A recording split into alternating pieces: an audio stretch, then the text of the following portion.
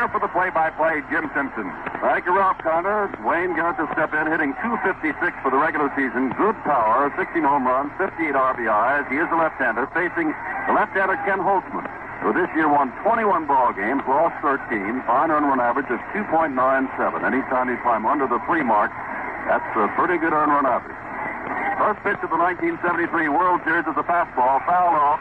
Back comes Fossey after it. It gets into the stands. By the way, as Ralph described the field to you, we would also like to add that there's a lot of room down the right and left field lines to catch foul balls. The stands are well back in those areas. A lot of balls that in other ballparks would make it to the seats will not here and can be caught. Garrett, with a count of 1 strike, takes another fastball down low. 1 ball, 1 strike to Garrett. On deck is Felix Millan. Marty Springstead of the American League behind home plate. Great thrill for him. His first World Series ever. Holtzman right back, fouled off again. A matter of fact, Jerry Newdecker of the American League and Russ Getz of the American League, the 3 American League umpires, are all in their first World Series. Harry Wendelstedt of the National League in his first. Paul Pryor is in his second, and the veteran is Augie Donatelli. This is his 5th.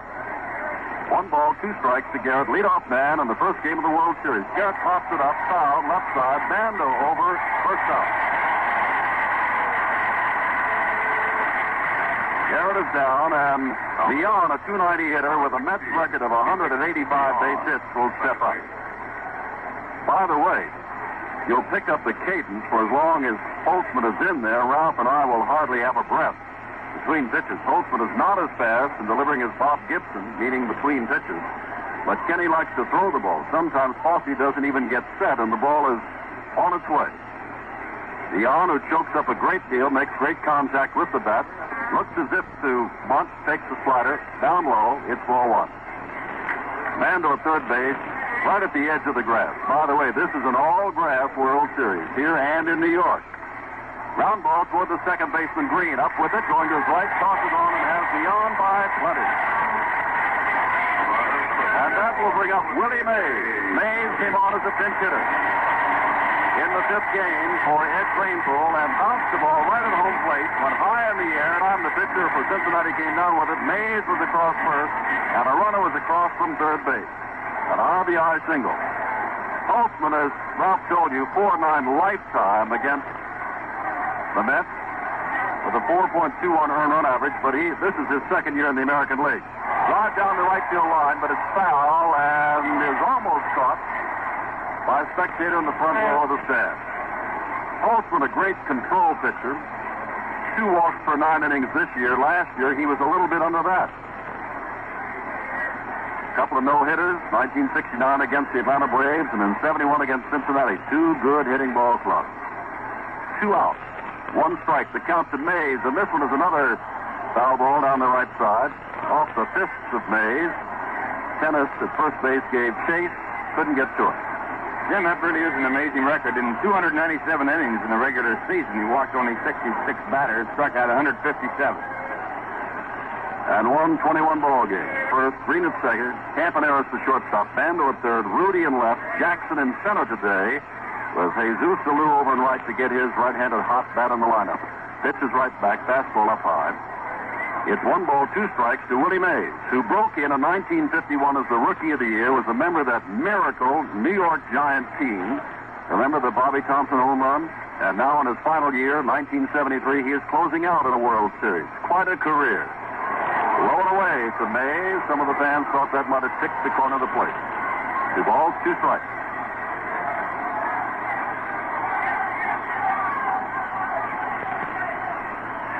Vito Blue and Jerry Kuzman, tomorrow's pitchers. Today's pitchers, Ken Holtzman and John Matlock. Fastball in under the hands.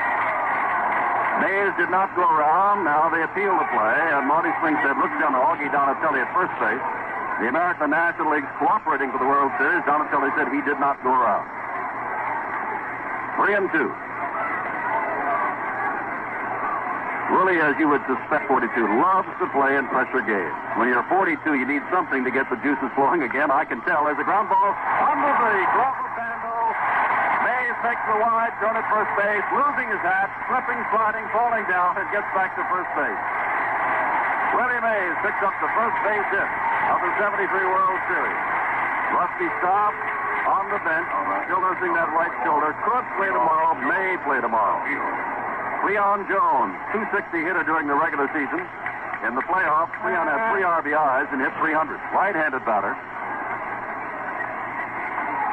Jones had 11 home runs, but, well, if you can verify this or say that I'm wrong, more known as a line drive hitter and hits to all field. He is a straightaway hitter. He did have 6 home runs in his last 10 games of the regular season, drove in 14 runs. Strike at the knees from Ken Holtzman. Willie Mays on at first base. 2 down in the top of the first, no score. The Oakland Coliseum is not filled. Many the upper deck down right and left field lines. Ground ball right back to Holtzman. He'll toss on the first base, and they're out of it. No runs, 1 hit, no errors. 1 left. We go to the last of the first inning with no score. Staff inning going by the boards, and the Mets coming up with 1 base hit off Holtzman. It was a single to left field by Willie Mays. And now it's the Oakland Ball Club against John Matlack, and once again, here's Jim Simpson. Ralph, Matlack 14-16, had that 2-hit shutout last Sunday, but you watched him through his entire career. What kind of pitcher is he? John is an excellent pitcher. He has outstanding poise. He's very intelligent. He has a fine fastball. He's braided up there with all the hard-throwing left-handers, and he has a good curveball. Nancy Campaneris, 250 on the year, 4 home runs, but he has had 2 home runs in the recent playoff games against Baltimore, one of which won a ball game. Stole 34 bases, 6 of the last 7 years. Before this year, he was the stolen base leader. Lost that title, but he has been an invaluable man for the Oakland Athletics in the field, and if you're going to beat the Oakland Athletics, one way to do it is keep this man off the bases. He bats right-handed. John Matlack, big, tall, 6'3", 200-pound left-hander, throws the first pitch, and it looks like a slider. So strike 1. Garrett at third base, in on the edge of the grass, guarding against the bunt of the slow number. Matlack right back, throws, takes something off this, foul off, picked up in the on-deck circle by Joe Rudy, the number 2 batter. Milner at first, Mian at second. Harrelson is the shortstop. Garrett at third. Cleon Jones out in left. Willie Mays in center field. Don Hahn in right. Jerry Grody flashing the signals to John Matlack with a count of 2 strikes to Campy Campaneris. Back with a fastball. Hit out to short left center field. Willie Mays circles under it, but Mian backs up and takes it. As the ball really died, it went straight up in the air nearly. Campaneris is an easy out. Joe Rudy. Rudy hit 270, but Joe had all kinds of intestinal problems. Viral this year, and in the early part of the season was not hitting at all. He has come on very strong. 12 home runs, 66 RBIs, and planted firmly in my mind is the picture of Joe Rudy climbing that left field wall in Cincinnati a year ago to make a spectacular catch.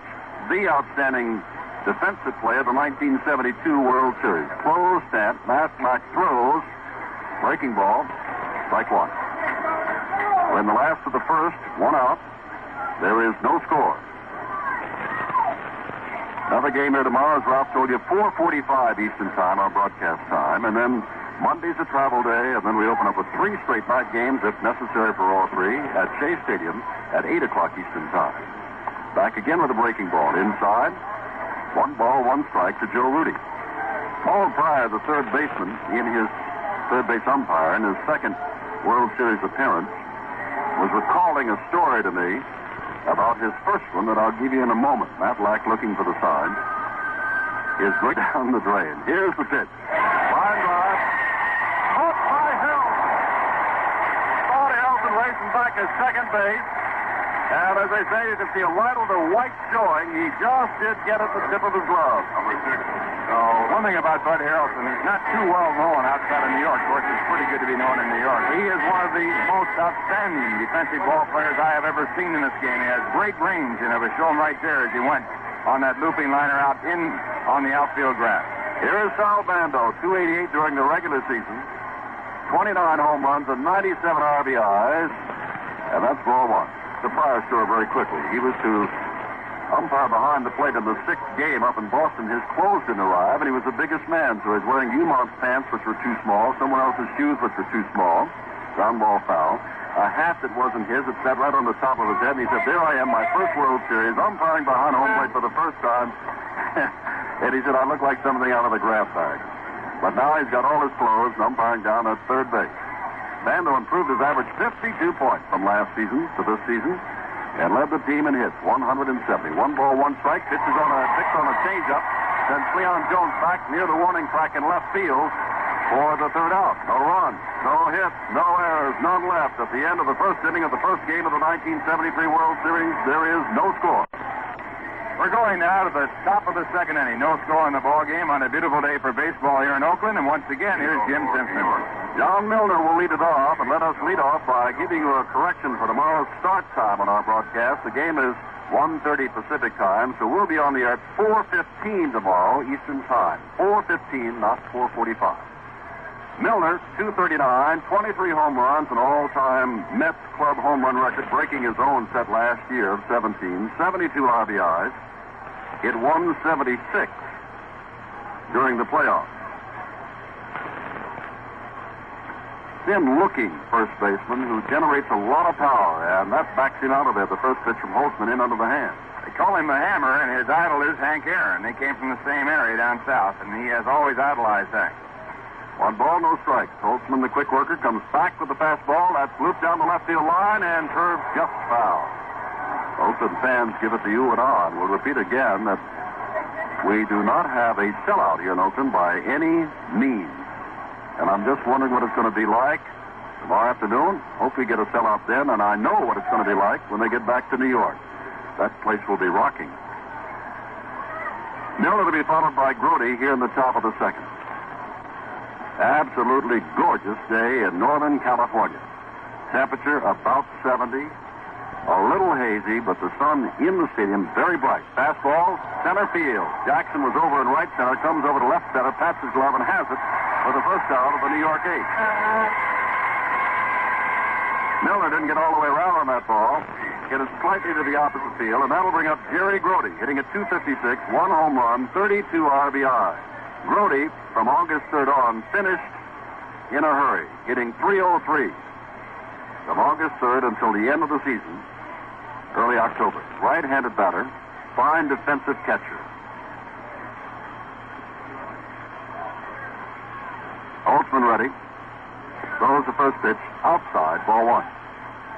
Grody made a couple of plays in the series, the playoff championships against the Cincinnati Reds, that were not outstanding plays that would stand out in your mind, but there were the little things that a catcher does very well. A very complete catcher. Fastball down low. 2-0. For example, he held onto a foul tip off the bat of Johnny Bench with men on base. Blocked the ball very well, kept it in front of him. 2-0 with men on base. Down ball to the right side. Green goes over, picks it up, now throws sidearm on to Tennis, and there's 2 out. Well, we have had 1 base runner so far in this first game of the 73 series, and that has been 42-year-old Willie Mays, who broke in playing in the series 22 years ago and finishes his active career playing in the World Series in 1973. Don Hahn, 229 on the regular season, 2 home runs, 21 RBIs, has a lot of speed, right-handed batter, closed stance, hit .211, played the whole way in the playoff championship. 2-out pitch, swung on, foul tip, strike 1.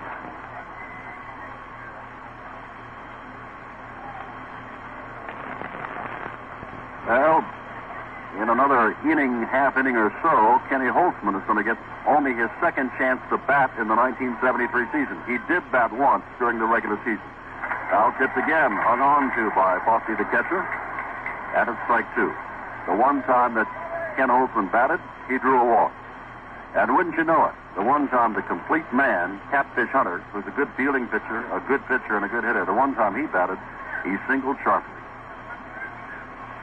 2-strike pitch, inside, backs him out. 1 ball, 2 strikes. No score with 2 out in the top of the second. New York Mets, the amazing story of the 73 season, as they were in 1969. And the Oakland A's repeating in the World Series. Takes something off this and strikes him out looking. A change. Gets Don Hahn looking. No runs, hits, or errors, none left. To the last of the second we go with no score. Reggie Jackson led the American League in home runs with 32. And in RBIs with 117, and he stole 22 bases. Today, playing center field, will lead off the last of the second inning. Jackson, of course, did not make it to the World Series. Remember, he was on crutches a year ago after scoring the go-ahead run in the final game, sliding into home plate, banged up his leg, was out of the World Series, but now he is back having a great year and leads off the second. The public address announcer here has pointed out that the Oakland A's are playing with only 24 men because of selling Morales to the Expos this year. They were not allowed to add a 25th man, and the announcer here said the New York Mets refused them that permission. And so, he said, the A's are forced to play with 24 men, while the New York Mets will play with the normal complement of 25. You know the kind of reaction that got from the crowd here. Left-hander Matlack throws a breaking pitch to Jackson, hits the outside corner, strike one. One strike to Reggie Jackson in a scoreless second inning. Everybody suspected that these would be low-scoring ball games, and thus far we have had no score. Matlack back with the fastball outside. 1 ball, 1 strike. Matter of fact, John Matlack lost 3 1-0 decisions this year and won 3 1-0 decisions this year. So he's in a 1-1 ball game. Matlack has been there before. 1-1 pitch. And back with the fastball, and Jackson swings and misses. Strike 2. 1 ball, 2 strikes. Matlack is only 23 years old. Great star at Westchester, Pennsylvania High School. I know they're listening today. 22-1 is there with 7 no-hitters and a perfect game in his senior year. 1-2 pitch. Breaking ball. He took something off Rob. Stays outside and low. 2 balls, 2 strikes to Jackson. On deck is Gene Tennis, the hero of last year's World Series. Matter of fact, Tennis said, I got no endorsement. I got no extra money. People don't even know who I am. But he was quite a hero last year. Everybody knew Eugene Fury Eugene Tennis. Almost swung into that breaking pitch. 3-2. It's outside. So Reggie Jackson with great power has worked John Matlack to a 3-2 count. Left-hander against left-hander. Matlack looking to Grody for the side. Now ready to throw.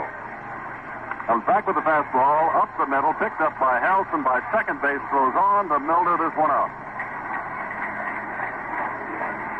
And that'll bring up Tennis. 258 during the regular year, 24 home runs, 84 RBIs, much better credentials, entering this series than last because he played this year, and he didn't play much at all last year. If you forgot what he did in the series last year, he hit .348, 4 home runs, 9 RBIs, caught and played first base. And in the championships of last year, was forced to play at second base and was in the middle of a double play, which didn't quite come off. Matlack ready. Is pulled around to the left for the full hitter. And Matlack pulled the string on that swing and a miss, strike one. In the series of last year, the book on Tennis was that you could pitch him high and tight with fastballs, which they did, and which he hit. Right here, the first pitch, a curveball down around the knees. Matlack right back with the fastball and has the strike. One makes that 2 strikes to Gene Tennis. Jesus Delu out and swinging on deck. He is a nervous man on deck or in the batter's box. Always moving, grabbing his feet, leaning over, crouching down. Matlack throws another pitch, and Tennis swings and misses and strikes out. Now, each pitcher has 1 strikeout. There's been 1 base runner. Willie Mays singled in the top of the first inning. Alou hitting .306, 1 home run, 11 RBI. When the New York Mets go to their right-handers, which they will not do here in Oakland, Kuzman's scheduled to start tomorrow, then Alou will be out of the lineup. Jackson will go back to right field, and Vic Davalillo will take over in center. Mets did a superb job against the Cincinnati Reds. 8 runs they allowed in 5 games, 7 of which were earned, 5 of which were on bases empty mistakes, home runs. As I recall, all on fastball. Little pop-up right side. Milner by the bag at first base has it in foul territory. Now, this ball game is zooming along with nobody threatening at all. The runs hit their errors again. None left. At the end of 2, there's no score. Mando on the grass by third base. Ken Holtzman, our pitcher. Fossey, our catcher. In a scoreless game as we begin the New York third. Fastball is way high. Harrelson looked as though he was going to bunt. Bando broke in, but it's ball one, well out of the strike zone. Matlack is the on-deck hitter with his jacket on.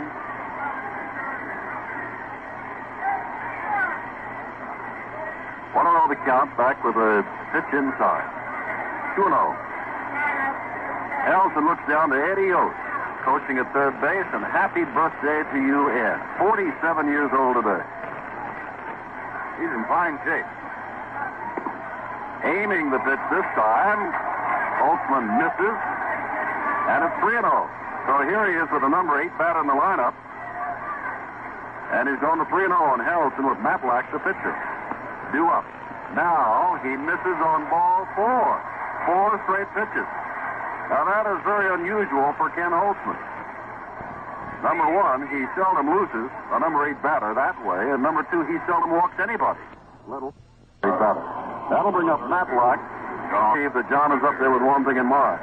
Yogi plays a fairly straight ball game. He seldom deviates from patterns that are normally followed. He'll be sacrificing here with Matlack, we'd have to believe. Bando now in a step or 2 on the grass and is beginning to creep even more. Now, in situations like this, breaking in from second base is Dick Green. They will do all kinds of things, Ralph. They will put on all kinds of trick plays. The Oakland A's with men on base, they'll do pickoffs. They'll send infielders that you would normally expect to go one way to a bag in an entirely different direction, trying to catch you off balance. That time they're breaking in Green. Now the first baseman is breaking in, fielded by Holtzman on the bunt. He throws to Green, covering first base.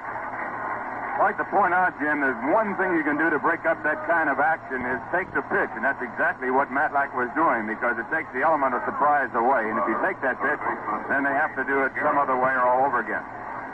Well, Harrelson, of course, has advanced to second base on the sacrifice by Matlack, and that brings up Wayne Garrett. Holtzman got him swinging at a change in the first inning, and he fouled out to Bando at third base. They've got no score, and for the first time, we have a man all the way to second base in the scoreless ball game. That's Harrelson, who can run. Bando maybe a step in front of the bag at third, swing and a miss to the high pitch. Strike 1. They play Garrett around to the right for him to pull the baseball. No runs, 1 hit, no errors for New York. No runs, no hits, no errors for Oakland in game 1 of the 73 series. Garrett waits, pitch is inside, and it's 1 ball, 1 strike. On deck is Felix Millan, a man who nearly always gets a piece of the ball. So they've got a couple of shots at driving in Bud Harrelson. Bando's backed up perhaps a step at third base now. Holtzman's ready, picks on an inside pitch well around in front of it and fouls it off to the reach. 1 ball, 2 strikes. Rusty Staub not playing today. That near shoulder separation has kept him out. Bill North of Oakland not playing today, in that he is still not fully recovered from that sprained ankle. Both teams missing important center fielders, defensively and offensively. 1 ball, 2 strikes. Harrelson with pretty good leadoff at second base. Holtzman with a long stare now with a man at second. Normally he works very quickly. Now ready and takes something off this pitch, down from the dirt. Fosse keeps it in front of him. Harrelson has to stand right there by second base. 2-2.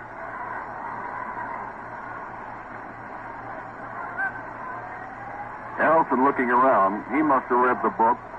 Dick Williams was on the bench this morning with one of his coaches, Vern Harshite, going over the thick book that they have on the New York Mets. They had 3 men follow the Mets. More about that later. 2-2 the count, and the ball is fouled away. In that they did not expect your Mets to win, they didn't really cover them with their number 1 men. They had Billy Herman and Al Hollingsworth following the Orioles and Reds.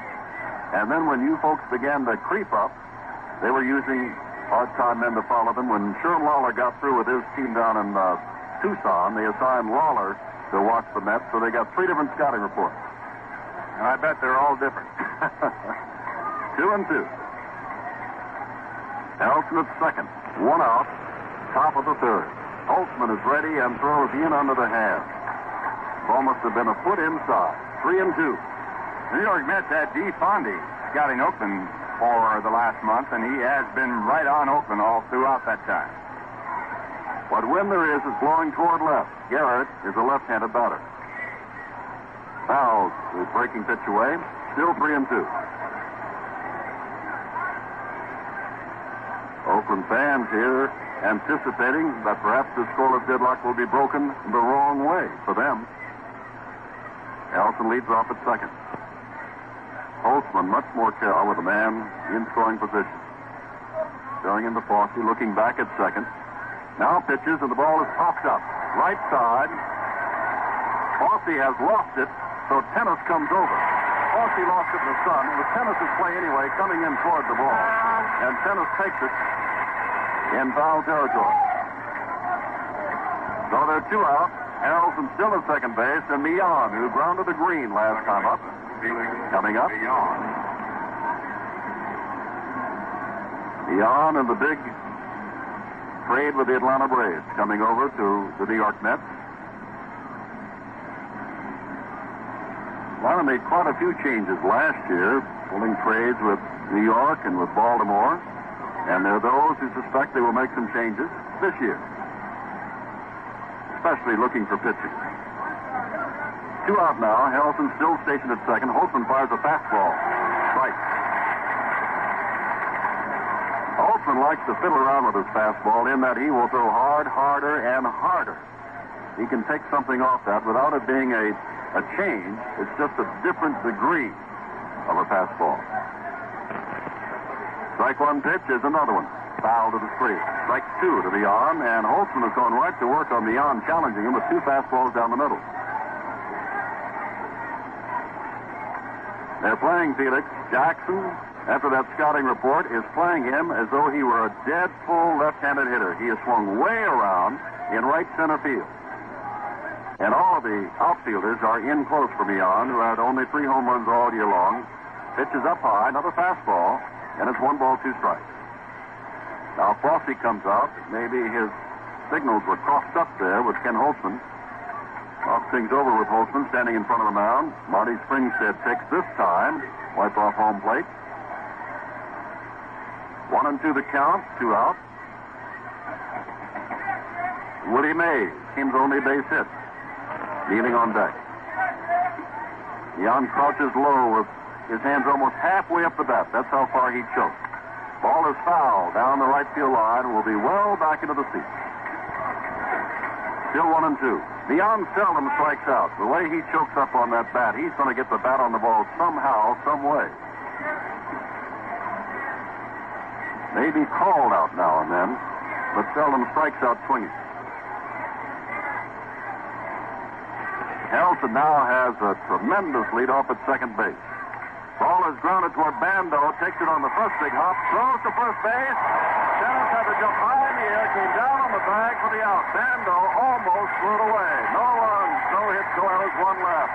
They go to the last of the third, no score. Back in Oakland, California, Jim Simpson with Ralph Kiner. Last of the third, no score. Catcher Ray Fosse leads it off. Right-handed batter, Matlack throws, fastball, popped up right side. Milner goes over to foul territory. A lot of room there. And backs up and takes it over his head. Milner tracks down the first pitch foul of Ray Fosse, and there's 1 out on the third. That'll bring up Dick Green. By the way, Ralph and I would like to say hello to all of you, wherever you are, South America, in Europe, listening on American Forces Radio, in the Far East, on FEN, in Japan. Hello to all of you in this country and whatever country you are in. And, Ralph, one time we even got a card from a man who had a nuclear submarine under the North Pole. So lots of people listen in lots of different places. Green fouls the first one off to the right. Strike 1 the count. Scoreless in the last of the third. Funny how you enter a World Series game, and this may turn out a different way. We came into this one saying not only today, but every day is going to be a low-scoring game. Through 2.5 innings, we were right. Matlack ready, throws too low. It's 1 ball, 1 strike to Green. That's Kenny Holtzman kneeling on deck to come up for the second time in 1973. Incredible. Matlack back changes on a curveball, but misses outside. 2 balls, 1 strike to Green. Green, a right-handed batter. He was the captain of the Kansas City Athletics, currently the Oakland Athletics, back when he was just in his mid-20s. He has been with this ball club for some time. Matlack throws again, fastball misses up and out. 3-1 to Green. Well, Holtzman lost the number 8 batter. Bud Harrelson walked him. Now here's Matlack pitching to Green with a counter, 3 balls, 2 strikes. Matlack does not have the control that Holtzman has and misses with a breaking ball inside, and he loses the number 8 batter. And with 1 out, up comes Holtzman. Now, with Holtzman not having batted all year long, he looks down to Irv Noren, the third base coach. And it might be, even though there's already 1 out, Ralph, it might be that they're going to bunt anyway since Holtzman has not swung the bat. I wouldn't doubt it at all. I think that baseball has changed to the point where they do bunt with the pitcher unless he's an exceptional hitter. Catfish Hunter is one of those. For Oakland, Kenny Holtzman is not. Has 1 career home run. Squares around the bunt and pops it up foul. Talking with Dick Williams on the bench before the game about his pitchers and about hitting, he said, well, we've had some people working with them. Holtzman said, gee, I wish we'd run it up in 4 so I could have taken more batting practice. But Williams said the first thing we work with and have been working them on is bunting. Bunting, and that is what he is up there to do right now. Fouled the first one off, but Matlack pitched him high there, which is what you want to do in a bunting situation, to make him pop it up. This one is down low. Down to second base goes Green. The throw is waiting for him. He's out.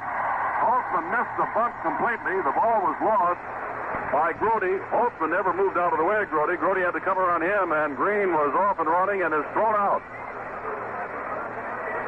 Grody has runs in the National League, and also Foxy, the Oakland catcher, is well noted for his arm. Well, now Ken Holtzman, there's nobody on, and 2 out, and with a count of 1-1, we'll see you swing the bat. World Series play. Changed on a curveball. Strike 2. Drops right over. 1 ball, 2 strikes.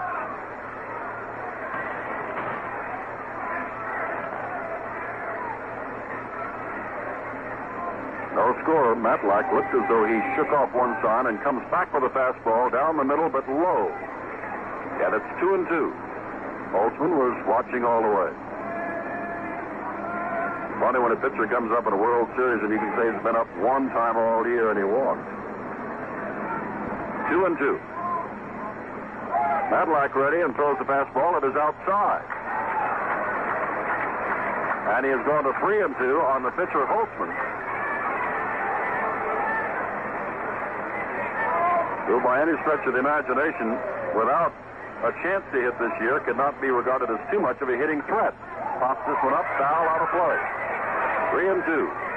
Scoreboard reads the same. No runs, 1 hit. Got a single in the first inning by Willie Mays. No errors. Oakland, no runs, no hits, and no errors.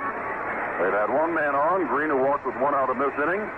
But Holtzman missed the bunt. Green was thrown out at second base by Jerry Grody.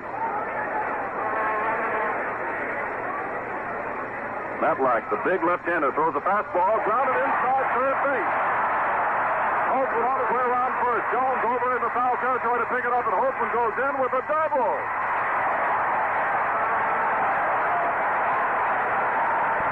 Goes to show you, Ralph Connor, when you make the pitch too good to anybody, you can get in trouble.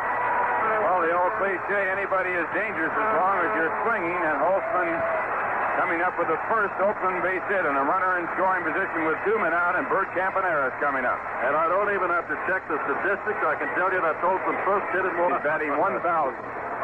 Here comes Campaneris. Remember, he won one of the playoff championship games with a home run. And he also hit a home run in another. 4 home runs all year, but 2 in the last 5 games in the American League Championship. Campaneris, the dangerous man, now with a chance to drive in a run. So in the third inning, each team has had a man as far as second base. Each team has had a chance to score. Oakland still has its chance. Decoying behind Holtzman at second base is beyond. The throw. Catches the inside corner. Well, Ralph, you tell me that Matlack does not throw a slider. That, I guess, goes down as his hard curve there on the inside corner. That's a fine line, as you well know, Jim. Strike one. Campaneris, right-handed batter. Matlack pitching, of course, from the stretch. Now fires a fastball that's fouled back. It's 2 strikes to Campaneris.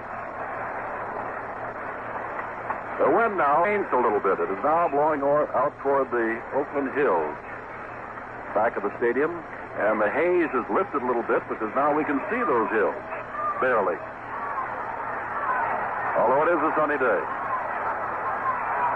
The scoreboard begins to flash go, and the Oakland fans begin to pick it up. They want Campaneris to do something in this scoreless game. Change on, grounded toward Mion at second base. Through his leg. Here comes Oakland. Picked up by Mays. Throws it to second. It's 1-0. Mion lets the ball. An easy grounder go right through his leg. Well, you wonder about the miracle of the Mets. This is just the 3rd inning of the first game. But a pitcher who had only batted once all year long gets a double, and Mion, a fine second baseman, has an easy ground ball, not hard hit at all, go right through his leg. In the course of the season, Mion made only 9 errors all season long, and that ball right through his legs, and the run is unearned. Joe Rudy, who lined to Harrelson, who made a fine play, holding the ball and back to second base for the lead, is up again. Last year was Gene Tennis, who was the hero of the Oakland A's, and Bando said the other day, I got a feeling this year I'm going to pick a hero. And someone said, who's that? And he said, Joe Rudy. Rudy's at bat right now. 12 home runs during the regular season. They check Campaneris, always a threat, 34 stolen bases. They check him back to first base. 1-0. Unearned run. Double by the pitcher Holtzman. Error by Mion on Campaneris' ground ball at second. Again, throwing over to first base. Campaneris that time was only a step or two away. Jerry Adair is the coach there. Irv Norton at third for the A's.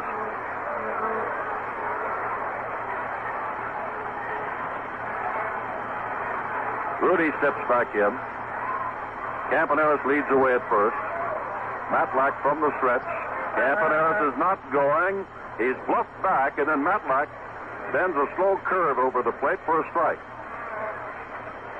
First, Campaneris has not run with Matlack the pitcher before, and the move that Matlack made was so good he was coming home. Campaneris was going back to first base. 1 strike to count to Rudy. Good lead now by Campaneris. And now they are checking over there, and Campaneris gets back, and Matlack made that throw a little high. Oakland fans love to see that. Rudy remains in the box. Campaneris leans away. 4 or 5 steps away from the bag. There he goes. Rudy fouls it off. Campaneris will have to come back. Campaneris had a great jump on John Matlack that time, but Rudy was swinging all the way, and it's 2 strikes. Campaneris walks slowly back to first base. Rudy steps out. Matlack steps off the mound.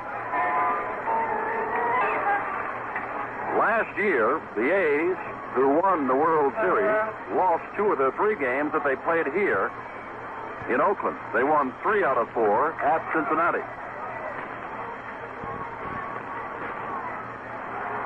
Our score is 1-0. The unearned run scoring in this inning, and Campaneris on at first. 2 strikes to Rudy. Matlack ready. He bluffed Campaneris back. This is fouled right through the third base coaching box. Noren jumps out of the way. But again, as Matlack was coming home, Campaneris, unable to read him yet, was moving back to first base.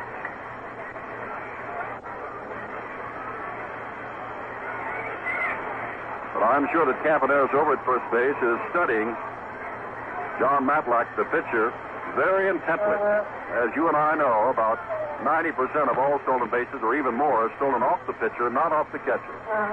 2 strikes.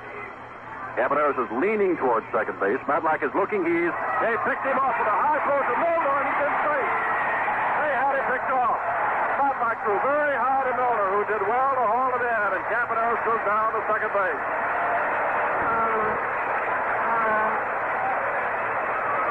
It is really a good thing that Milner jumped high enough to catch that ball. If it had gone by him, Campaneris might have scored. That is given as a stolen base. Cappy Campaneris. Well, even that time, as we said, Campaneris misread him. And yet got away with it. Now Rudy with a count still of 2 strikes. But more importantly, Campaneris is now down in scoring position. Matlack turns around and walks off the rubber right toward him to bluff him back. Campaneris with speed and with 2 outs will be going on anything that Rudy hits. The 2-strike pitch is inside. Looks like that hard curve again. 1 ball, 2 strikes. Matlack has already allowed more runs in this ball game than he did against Cincinnati last Sunday, but the big difference here is the run that he allowed is unearned. He should be out of this inning. 1 ball, 2 strikes. Neon and Helton constantly jumping around behind Campaneris, trying to keep him as close as they can to second. He has got a tremendous lead naturally. Matlack throws, the ball is fouled back toward us. Still 1 ball, 2 strikes to Joe Rudy. Well, Fossey fouled out, swinging on the first pitch. Green walked. Holtzman tried to bunt, missed the ball, and Green was thrown out at second base, trying to go down, expecting the ball to be bunted. Holtzman then had to swing, got a count of 3-2, drilled a double inside the bag at third base. Campaneris sent a slow roller to Miana, went through his leg. The run scored Holtzman, and now Campaneris has stolen second as Matlack threw high on a perfect pickoff play. 1 ball, 2 strikes to Rudy. The fastball, right field. Campaneris on his way around third base. Over is Don Hahn. It's 2-0, Oakland. The second unearned run. Rudy didn't get around on it, but he got around far enough to line it to right field. And that'll bring up Sal Bando, who sent Cleon Jones to the warning track for his line drive back in the first inning. Nobody busy at all in the Met bullpen. Yogi realizing that this is not all of Matlack's doing. Although the high throw to Milner at first base enabled Campaneris to steal second and give that extra dimension. Line drive center field. Base hit. Stopping at second base is Rudy. Now the ball is bobbled by Mays, and so Rudy goes to third. The second error in the inning.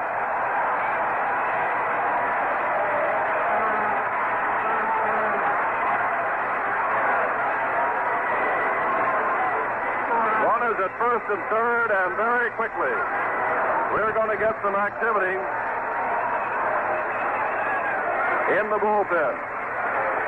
For the New York Mets, Rube Walker is coming out, the pitching coach. Now crossing the first base. Harry Parker warming up rather quickly. A right-hander who saw action in those playoff games. 2-0 to score both runs unearned. But someone asked Yogi Berra yesterday, who do you think is going to win the series? And Yogi's answer was, whatever team gets the most runs. He didn't say whatever team gets the most earned or unearned runs. For both runs unearned. But someone asked Yogi Berra yesterday, who do you think is going to win the series? And Yogi's answer was, whatever team gets the most runs. He didn't say whatever team gets the most earned or unearned runs. And all runs count. It's 2-0. And now, Reggie Jackson, the biggest man in the Oakland lineup, is up. 32 home runs, 117 RBIs. He worked Matlack to a 3-2 count of the second inning and grounded to Helton at short. Rudy at third, Bando on at first. Matlack ready, left-hander to left-hander. Throw, and the pitch is up high. Ball 1. Milner holding. Bando on at first base. Garrett wide at third, and Rudy down the line at third, the base runner.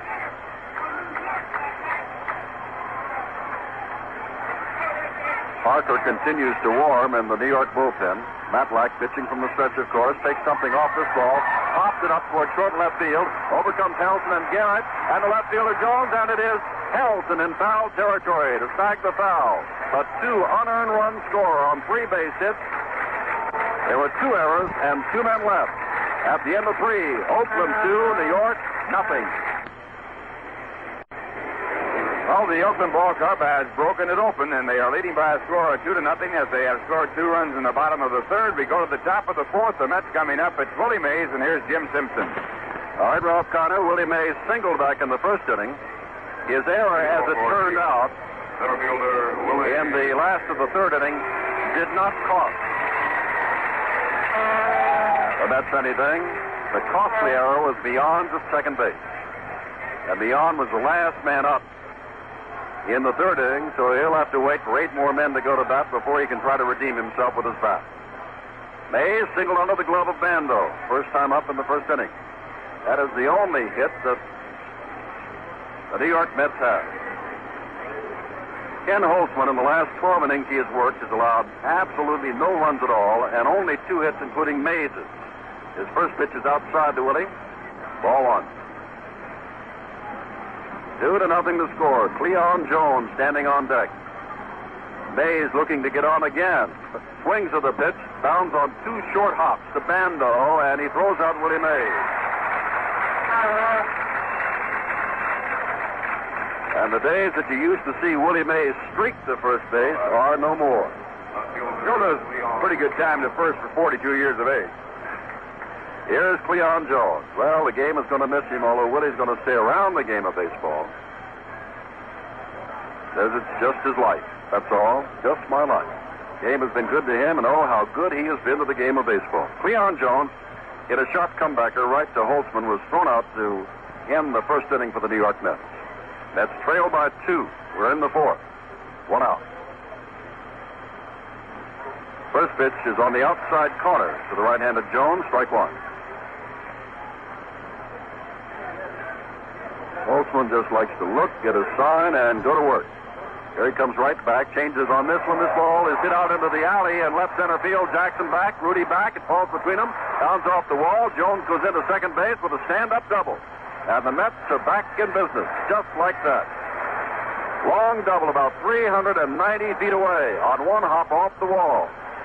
And that'll bring up John Milner, the left-handed hitting first baseman with those 23 home runs during the regular season. Means, of course, that one swing of Milner's bat and this ball game would be even Steven again. It's only 3:30 down that right field line. What wind there is blowing out. Brody is on deck. Holtzman now will slow the tempo down quite a bit, as he did with Helson at second base in the 3rd inning. Fastball, line drive. On comes Jackson in center field. Around third base comes Jones. Jackson is going to throw way offline home, and it goes over the catcher and down to second base. On the throw goes Milner. He can't go on to third, so the high throw doesn't get him another base. But it's 2-1, and the Mets have the tying run down at second base. Holtzman staked a 2-run lead in the last of the 3rd. Gives back one of them with back-to-back hits here in the 4th with 1 out. With Milner singling to center and going to second on the throw. Now, after 12 innings, we just said that, Ralph. Holtzman allowed no runs. He's allowed 1. And so now the Oakland bullpen will go to work as Brody steps up. Jerry Grody, we told you last time he was up, has been a hot hitter since August the 3rd, hitting over 300. Horacio Pena, one of the 2 men throwing in the bullpen. The other is Paul Lindblad, left-handed, right-handed. 2-1 the score. Holtzman throws. Grody, center field. Back goes Jackson on the dead run, trying to catch up to it. He does! He all the way to the warning track and now turns around, throws to the cutoff man. Milner was halfway to third and had to come back. Jackson on the dead run. He's been bothered with hamstring pulls here in September. And again, as Harrelson made his line drive catching back at second base, there was a little of the white showing on that one. Jackson just did get to it. We pause 30 seconds for station identification. Players have been fined for doing just that, picking up a ball and tossing it back in the stands. But we'll look the other way. Good one. Fastball catches the corner. On protecting the ball, thought that was outside or low. Anybody did not offer a report, and Springstead says strike 1. Remember, the American League is considered a high ball league. They give you the strike up high. In the National League, it's the one down low. It is an American League umpire behind the plate today. That ball was low, but called a strike. This one is too low. 3-2. So when they opened in New York on Tuesday night before all of those fans at the Mets Shea Stadium, an American League umpire, Jerry Neudecker, will be behind the plate. 3 balls, 2 strikes, 2 out. Milner at second, 1 run in. Holtzman is ready. Throws, it's fouled away again. 3-2. The American League umpires are wearing red jackets. The National League, very conventional, all blue. Lindblad, the left-hander, Pena, the right-hander, still throwing. Dick Williams had a conference at the mound with Holtzman. Going to go with his 21-game winner. Holtzman back, throws very hard and walks on, and that'll bring up Harrelson, who walks to lead off the 3rd inning. And so now, the Mets not only have the tying run at second, they've got the go-ahead run, Hahn, on at first base. And Harrelson, the batter.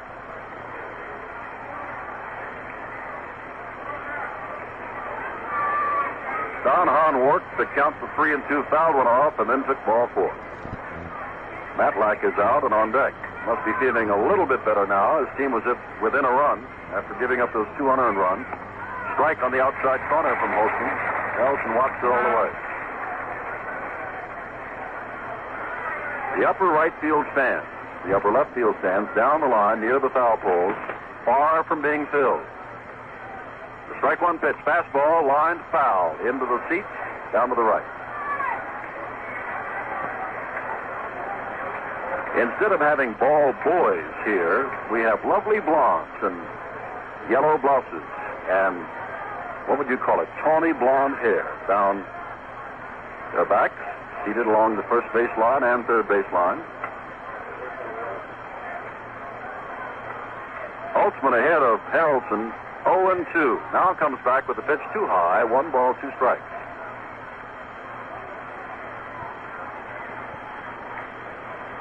Well, the playoffs were exciting. Both went to the limit, 5 games. New York winning on Wednesday. Oakland, rain delayed, ending up on Thursday, and now we begin the World Series spectacle. And there is strike 3 swinging. Oakland gets Harrelson with 2 men on. 1 run scores on 2 base hits, no errors, and with 2 men left. We go to the last of the 4th. Oakland 2, New York 1. Now to the bottom of the 4th inning. Oakland 2, the New York Mets 1, and once again, Jim Simpson. And the first batter will be Gene Tennis, who struck out swinging against Matlack back in the 2nd inning. Tennis, last year's World Series hero. Game 2 of the World Series right here in Oakland Hall, 4:15 p.m. Eastern Standard Time, our starting time. Then the day off on Monday. Then at least 2 in New York, if not 3, at 8 o'clock Eastern Time. Tennis, right-handed batter, holds the bat high above his head. Matlack, the left-hander, ready. Strike. Breaking pitch. 2-1 the score. Oakland. Mays around in left center field. They're playing Tennis, of course, to pull. This breaking pitch is too far inside. 1 ball, 1 strike. Actually a warm day in the Bay Area. Not hot, but it's well into the 70s, I would imagine. Ball hit off the fist, so he didn't get all of it, into left field, and Jones trots in and takes it. That's 1 out, and we'll bring up Alou, who has spent the last couple of minutes jerking his head around, moving from side to side. He does a little dance as he steps in to practice swing. He's been swinging quite a bat, 306 during the regular season. One of the men that Charlie Finley invested in to bring him over, got him from the Houston Astros to the National League in the race for the pennant, which they got. Fouled out to Brody, the catcher, in the 2nd inning. Matlack ready and throws him a breaking pitch, which is fouled by. Strike 1. Last year, Finley got Matty Alou over here. Brought him over, so he must have some affinity for the Alou brothers. There's one left, Felipe. He had it, that's right. They've all played here. Matlack ready and throws Down and low, 1 ball, 1 strike. At one time, with the Giants, years ago, all 3 Alou brothers were in the same outfield for San Francisco. On the field at the same time. 1 ball, 1 strike. This is hit on the 5th, but it's hit deep. Jones goes back to the wall, looks there at the wall, and makes the catch as he goes to his knees. You can tell that Alou did not get all of that, but he certainly hit it a long way.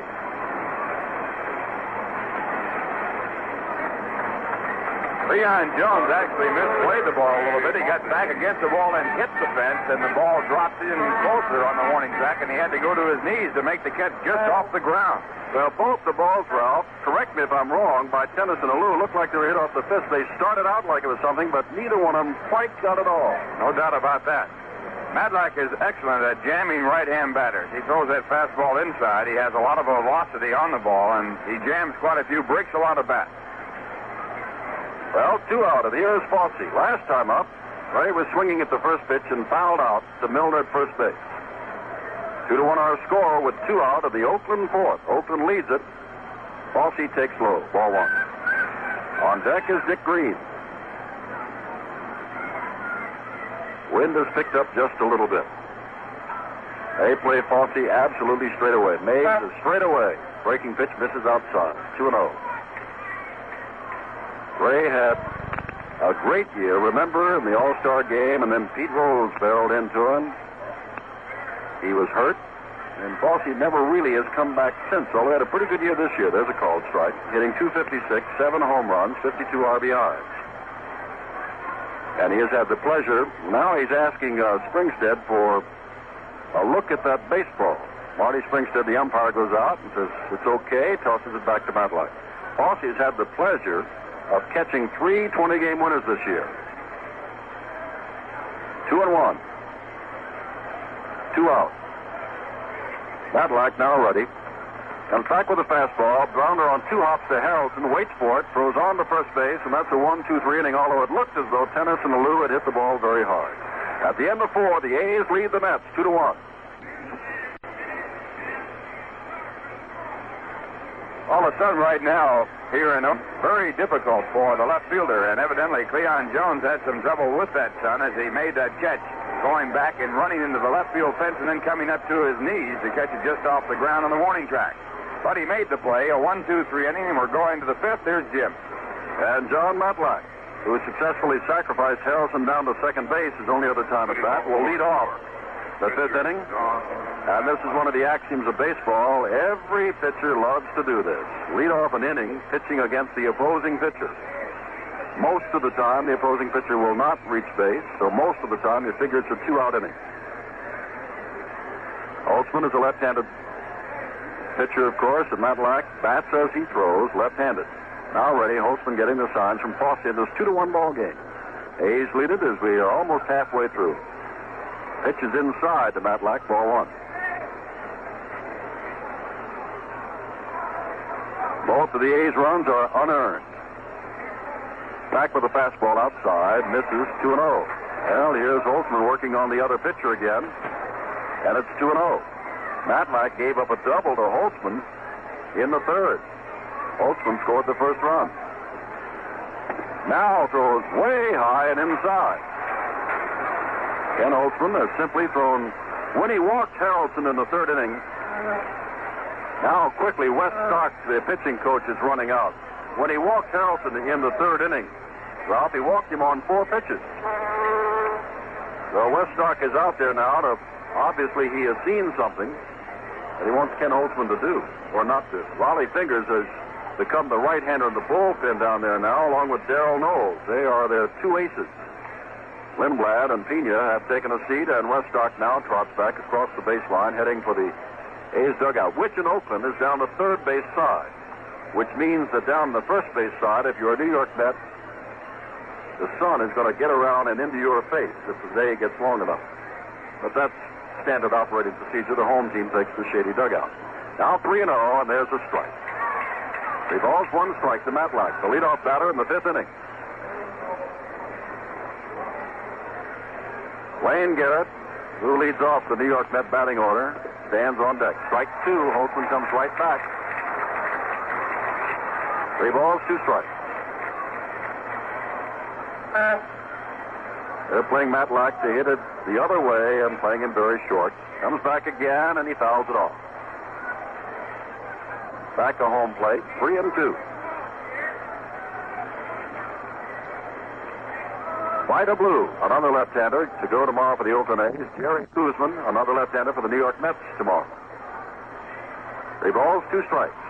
And there's a foul tip that Fosse can't hold on to, and it looked as though it might have gone off his foot as he limps around. Still 3-2. For those of you who may just have joined us, Rusty Staub took batting practice today. A little bit of pain. Doctor said he could play him today, and Willie Mays, who has a base hit in 2 attempts, is filling in for him in the outfield. High pitch from Holtzman. He has lost the pitcher. He has put the tying run to pitcher on first base with none out. And Holtzman, averaging only 2 walks per 9 innings, has walked the leadoff batter in the 3rd. He walked the man in the 4th, and he walked the leadoff batter, the pitcher, in the 5th. And that'll bring up Garrett, who twice has fouled out. Once to third base, once to first base. Infield, Kenneth at first base, of course, just a little bit behind the bag since Garrett is a left-handed batter. He's not holding. Garrett bunts, pops up, throw to first base, double play. Well, there's a perfect pitch when you're trying to bunt a high fastball. Very difficult to get down on the ground well. He popped it right up, and Holtzman doubled off Matlack at first. Under normal conditions, Wayne Garrett, an excellent bunter. Right here, the double play pulled off, and now 2 men away, the batter coming up, Felix Millan. And here's Millan. He is grounded out the second and the third. Felix Millan. And you know what he's thinking of? He was hoping that sacrifice would work in this 2-1 ball game because of Millan's error that allowed 2 runs unearned to score in the Oakland 3rd inning. And Felix would love to have a chance to drive in the tying run. Can't do that now. Let's see, it's a home run, but at least he can try to get on base. This is the time that an infielder likes to redeem himself. Fosse walks out, Bando walks over, Millan walks back and uses the rag to make his hands a little bit stickier to get a good choked up grip on that bat. Chokes it nearly halfway. At the top of the 5th with 2 out, and Millan now ready. Both Lindblad and Knowles continue to throw. Holtzman throws high, ball 1. Bando, suspecting that Millan might be trying to bunt his way on, was breaking in toward home plate. And there's another high pitch. 2-0. Very unusual. We don't mean to keep saying this, but Holtzman is a control pitcher. And he's having trouble with his control. And most importantly, his pitches are up high. Drive, left field. Back goes Rudy, glasses down, turns, circles. They have lost it now, puts up one hand. He did lose it. He falls down. Millan is on his way to second base. Going for third base. The throw to the cutoff man. And Campaneris runs it in. He's in at third. Rudy turned left and right and left and right and lost the ball. There's no doubt, Jim, that the sun is causing a lot of difficulty for the left fielder because he turned around here, made the spin, as you call it, and it appeared like he never really saw the ball. He made a couple of adjusting steps at the last second, but couldn't get back to it. That is a triple all the way. The left field. Rudy really had trouble. And now, for those of you who like drama with your baseball, here is 42-year-old Willie Mays filling in for young Rusty Staub. Willie Mays comes up with 2 out in a World Series game and a tying run at third base. Mays steps in. Holtzman is ready. Up high. Fastball. Ball 1. Don't get me wrong. Millan's ball was a hard-hit line drive, but had Rudy gotten the proper jump on it, been able to see the ball, he could have raced toward the warning track and hauled it in there. As it was, he sprawled flat on his face with the ball bounding away from him. 1-0 pitch, another fastball, and it hits the corner. 1 ball, 1 strike. Oakland 2, New York 1, tying run at third base with 2 out. Game 1. Cleon Jones on deck. Holtzman Holtzman looking for a sign from Ray Fosse. Now ready to throw. Up high again. It's 2-1. And Fosse now goes out to talk to Holtzman. He says, Ralph, that he got from his scouts is if you beat them once, look out, they'll come back twice as hard the next time. If you go out in front of them, don't relax with your leads because they battle back. Mays waits with a 2-1 count. Holtzman ready. Pitching with a windup and misses outside. It's 3-1. And the dangerous Cleon Jones, who has a double in 2 attempts, on deck. 3-1. Let's see if they have Willie swinging away. I would imagine so, wouldn't you? The man at third base. Willie can still deliver with power. He's swinging and fouls back. 3-2.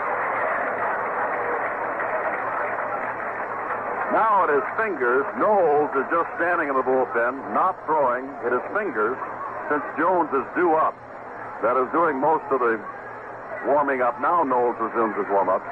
Fingers the right-hander, Knowles the left-hander. His waits on 3-2 with 2 outs. Holtzman comes in with a fastball, hit out toward right field. Not deep at all. Alou is over there. No sun problems there. Backs on the ball and has it. And Holtzman and the A's are out of it. No runs. 1 hit. No errors. And 1 man left standing at third base, Felix Millan. They go to the last of the 5th with a score of Oakland 2, New York 1. We're about ready to go to the last of the 5th inning, in which Green, Holtzman, and Campaneris are scheduled in that order. Walking out now is Dick Green. And this is Jim Simpson, along with Ralph Connor, speaking from Oakland, California, on a delightfully sunny day at a very exciting ball game in which the Oakland A's lead the New York Mets. A's have 2 runs, both unearned, and the Mets have 1. The starting pitchers, Matlack and Holtzman, are still in there. Matlack will now pitch to Dick Green, and now ready for the play-by-play is Ralph Connor. Thank you very much, Jim Simpson, and hi, everyone. Dick Green walked in a 3-1 pitch his first time to start off a 2-run rally for Oakland in the 3rd when they broke the deadlock. And the first pitch is called a ball. Time called. The home plate umpire, Marty Springstead, wants to check the ball out. Green batted .260 in the regular season. He had 3 home runs, 42 runs batted in. He has been credited with one of the longest home runs hit in this ballpark, hitting the wall in back of the bleachers in left center field. Now the pitch by Matlack. It is swung on and fouled away. Fastball fouled off. 1 ball and 1 strike. Matlack has given up 2 unearned runs, 3 hits. They all came in the 3rd. He has struck out 1 batter and walked 1. Matlack in the regular season won 14, lost 16. He had 34 starts. And the left-hander's next pitch. It is again fouled away. Back into the stands, again a fastball. 1 ball and 2 strikes. John pitched 3 shutouts. All 3 were 1-0 ball games. Worked 242 innings, gave up 210 hits, walked 99, struck out 205. Only Tom Seaver and John Matlack have struck out over 200 batters in a single season for the New York Mets. Pitches inside. They count 2 balls and 2 strikes. Matlack had 14 complete games and was sidelined 1 time this year for 11 days when he was hit by a batted ball. It fractured his skull. Marty Perez hit the ball back to the mound. It bounced into the Met dugout, and he had a fractured skull. Here's a pitch, and it is rounded foul. 2 balls and 2 strikes. Last year, Matlack was the Rookie of the Year. He had 15 wins and 10 losses. And a 2-2. The pitch to Dick Green. It is swung on and missed, and the bat flies out of Green's hand, flies over near the third base coaching box. Matlack gets a strikeout, his second of the game, and now with 1 away, the batter will be Ken Holtzman, who has batted only 2 times this season. He walked his first time and doubled and scored his other time up.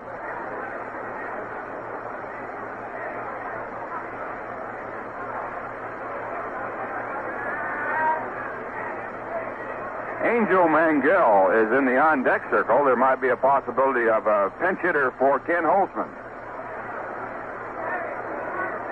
Angel Mangel is going to pinch hit for Ken Holtzman. So that is all for Ken as he works 5 innings in this ball game. Fingers is throwing in the bullpen for the A's. In the playoffs, Mangel had an average of 111. He had 1 base hit and 9 times up. Overall, he batted .224 with 3 home runs and 13 runs batted in. A right-hand batter.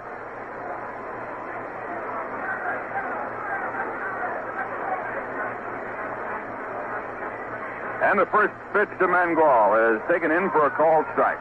Mets playing about straightaway. Garrett, the third baseman, even with the bag at third. And John Matlack into the windup, the 1-strike delivery. It is hit hard foul down the first base side. So the count at strike 2.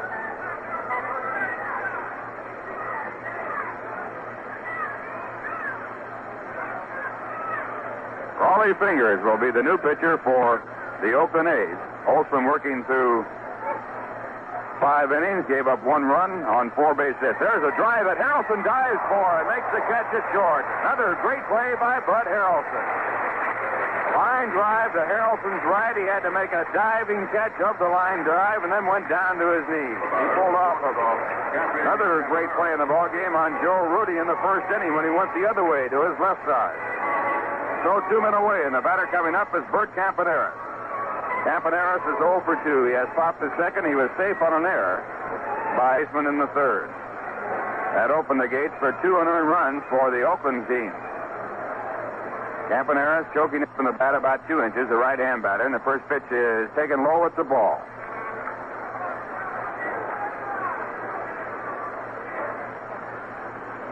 Campaneris batted .250 in the regular season with 4 home runs, 46 runs batted in. The pitch back is swung on and missed. Curveball by Matlack, and the count 1 ball and 1 strike.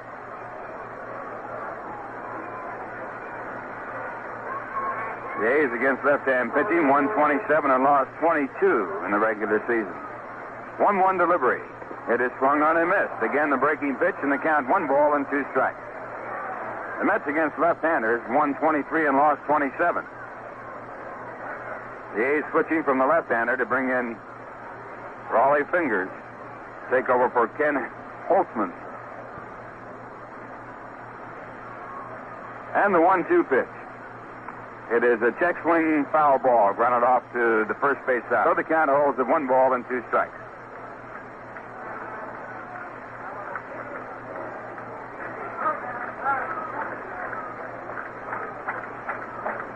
In Matlack's last 12 decisions, he won 7 and lost 2 and had 3 no decisions in the game. There's a swing and a foul tip into the glove of Jerry Grody, and Matlack strikes out his third man, got him with a high fastball, and the side is retired in order.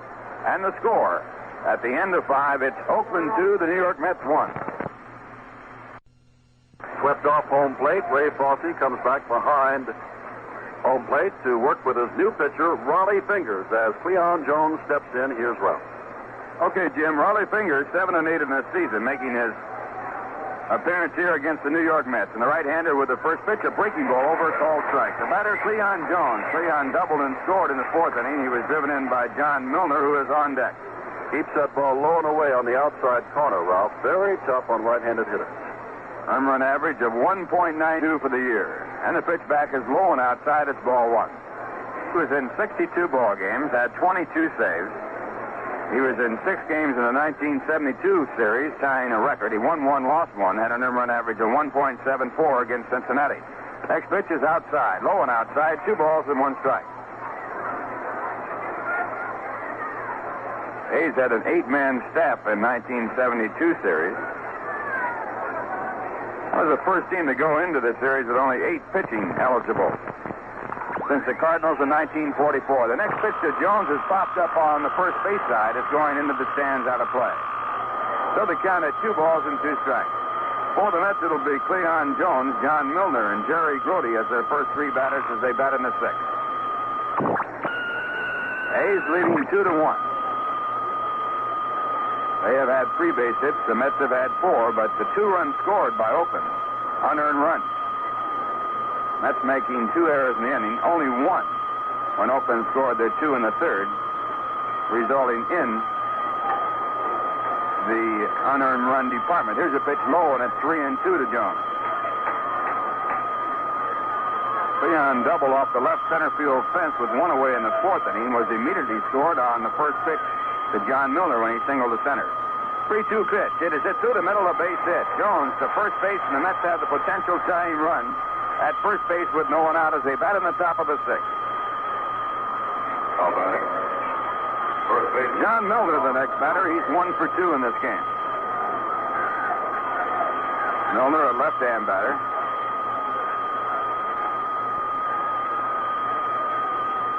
Leon has good speed, the runner at first base, but he does not steal many bases. The Mets only had 27 stolen bases in 45 attempts in the regular season. Raleigh Fingers, the right-hander to the set position. And the first pitch to Milner, it's a fastball inside a ball. Right away, you know the scouting report on pitch by Fingers. It was inside. Report being that John can be pitched to inside on the inside corner with fast stuff.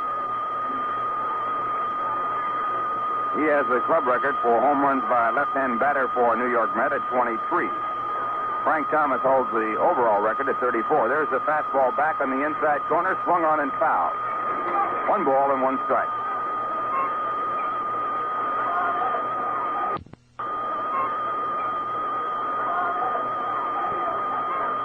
John Milner from Atlanta, Georgia. His idol, Hank Aaron, sitting in the stands over behind the Oakland dugout. Tom Seaver's idol is Hank Aaron. 1 ball, 1 strike. And the pitch. Breaking ball over at the knees on the inside part of the plate, 1-2. Milner did not like the call. John out of the batter's box, now back in. A's play Milner as a slight pull hitter. 1-2. And the next delivery. It is grounded out in front of the mound. It's going to be picked up by Ray Fosse. He fields the ball, throws to first base, and on the out at first. Jones down in scoring position at second base with 1 away. That'll bring up Jerry Grody. He was robbed of an extra base hit and a run batted in on a fantastic play by Reggie Jackson back in the fourth inning. A drive to deep left center field that Jackson actually outran and caught going away from the infield.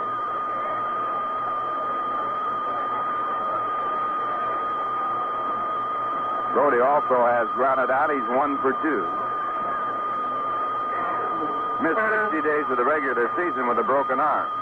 He was hit by a pitch from Ramon Hernandez of the Pittsburgh Pirates.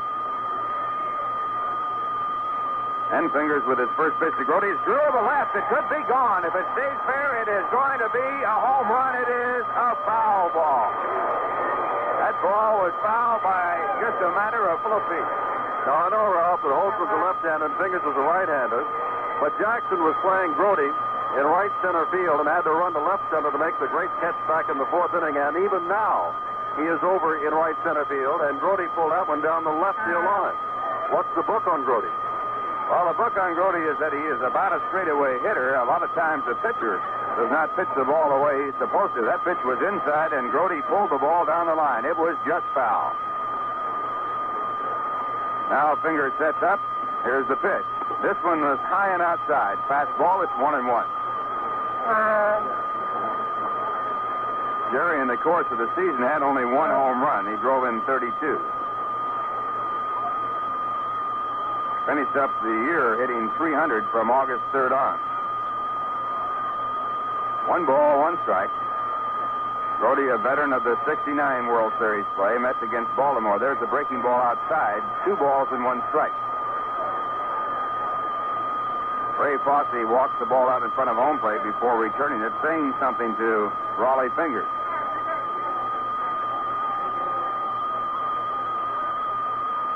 Now Fosse back to signs going out. Leon Jones, the runner at second base. He represents the tying run. 1 man out. We're in the top of the 6th. And here's the pitch. Grody swings and fouls it straight back into the stands, out of play. 2 balls, 2 strikes.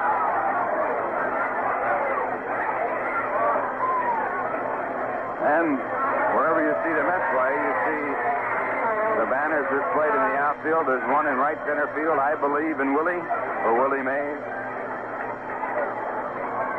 Banners all the way around. Of course, many for Oakland, as you would expect here in this hometown of the Oakland A's. 2 balls, 2 strikes. Here's the pitch. Brody hits it in the air to shallow center field. Coming up is Reggie Jackson. Back goes Dick Green. They have trouble. Green falls down. Dick Green fell down trying to get into position to make the play, and Jackson moving up had enough time to get under the ball to make the play. 2 men away. It brings up the right fielder, Don Hahn. Hahn has struck out and walked in his 2 appearances in this game. Batted .229 for the year with 2 home runs and 21 runs batted in.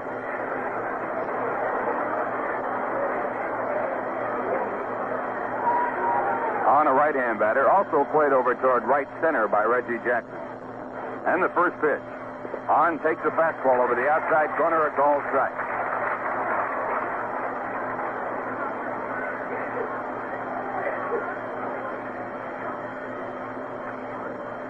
Hahn was platooned in center field most of the late part of the season with Dave Schneck, a left-hand batter, but when the Mets had to get down to a 25-man roster, Schneck was not put on the active roster with Hahn playing in every game. There's a fastball fouled on the first base side. That stands strike 2. First game of this World Series, an important ball game. In 70 World Series played previously, first game winner won the World Series 41 times out of 70. Harry Parker again throwing in the bullpen for the Mets. Here's the pitch to Hahn. He swings and fouls it again back into the stand. Only 6 times in the history of the World Series has a team lost the first 2 games and come back to win it. Only 3 times with a team down 3 games to 1 have they come back to win it. And never has a team lost the first 3 and come back to win the World Series. First game winners 41 times out of 70. Here's the pitch. Hahn swings and it is off of the glove. Hahn is struck out. He goes down to first base and safe, and Jones moves over to third. So on the strikeout, we'll have either a wild pitch or a pass ball, allowing Don Hahn to get on. It is recorded as a strikeout, and the Mets have runners at first and third. Oh, right away, Jim Simpson, you recall strikeouts with shoe polish when you think of a World Series. One time it was Milwaukee and Nippy Jones. They looked at the ball after he had struck out and got to first base, and they found that there was shoe polish on the ball. And in '69, Leon Jones struck out, and they did not call him out. Looked at the ball with the shoe polish on it. They said yes. This ball was so high, there was no question. This was a high, and it might have been that Fossey was crossed up on the pitch. Anyway, it was up high. Hahn swung and missed. The ball did go off Fossey's mitt and roll back to the screen. Of course, Hahn dashed down to first base, and more importantly, Jones went over to third, and there are still 2 out. 2 men away, and the batter coming up is Bud Harrelson. Bud was up in the 4th inning with runners at first and second and 2 men out, and he was struck out. He walked on 4 pitches in the 3rd. Harry Parker, a right-hander, throwing in the bullpen for the Mets. John Matlack is the on-deck batter.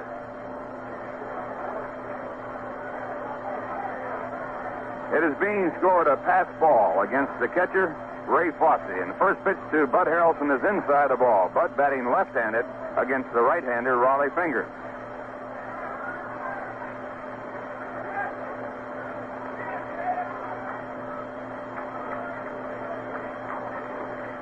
Harrelson batted .258 in the regular season. He has more power from the right-hand side. Saw so many right-hand pitchers in the last month of the season, he said he got used to hitting left-handed and liked it more. Now the pitch back to Harrelson. He takes it over the outside corner, called strike. 1 ball and 1 strike.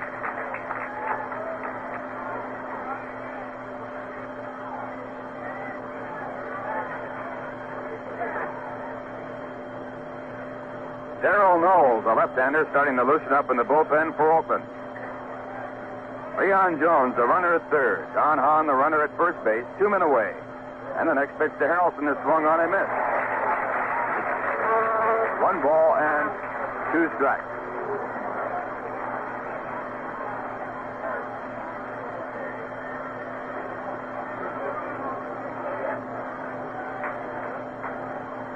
1-2 the count. Ollie Fingers goes to the set position. And his pitch. It is a check swing foul ball grounded over into the A's dugout. So the count holds at 1 ball and 2 strikes.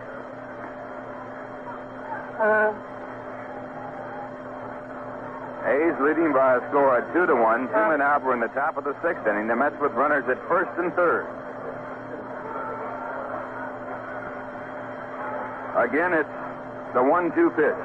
Harrelson swings and misses and is struck out. That retires the tie. No runs. 1 hit.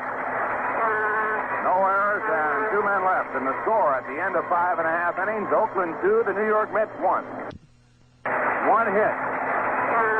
No errors and 2 men left. And the score at the end of 5.5 innings, Oakland 2, the New York Mets 1. Playing with any other left field line, Capador sent an easy ground ball to Millar and let it go through his leg. And Holtzman scored from second base. Rudy followed up with a single, throwing Capador who had stolen second base after Matlock nearly had him picked off. Then in the 4th inning, the Mets came right back. Jones doubled and Milner singled him home to make it 2-1. And twice, Ralph, in the 5th and 6th inning, the Mets have had men as far as third base with 2 out and have failed to get into tying run. And 3 times they have had runners in scoring position without getting them home. We're going now to the bottom of the 6th, and Joe Rudy to lead off. He singled. The right field his last time up. He was robbed of a base hit in the 1st inning his first time up. And the first pitch by Matlack is swung on and missed as Matlack pulls the string. It'll be Joe Rudy, Sal Bando, and Reggie Jackson for the left-hander here in the 6th inning. Now the signs are out. The 1-strike delivery. Again, a slow curveball. But it's out of the strike zone, and they got 1 ball and 1 strike. Rudy, a right-hand batter, played straight away by the New York Mets outfield. Batted .270 in the regular season. 12 home runs, 66 runs batted in. Chokes up about 2 inches on the bat. The pitch back is bunted on, and he is hit by the ball in fair territory and is out. Rudy, trying to bunt his way on, was called out by home plate umpire Marty Springstead, and Rudy putting his hand on the umpire, pulling him around as Dick Williams comes out to argue. Williams said he was in the batter's box. If that had been the case, it would have been a foul ball. But if you are hit in fair territory, you are out. A put-out goes to the catcher on the play. So the argument continues. Dick Williams taking up for Joe Rudy. Funny thing, Ralph, Marty Springstead in his first World Series ever working the plate. Nobody has complained about any pitches yet. And this, of course, is a play that Dick Williams looked at from the dugout. Rudy felt that he should have been allowed to continue to bat because he thought he was still in the batter's box. But Springstead hit through far, but of course it's against Oakland, so he'll pay the penalty. Here come the boos.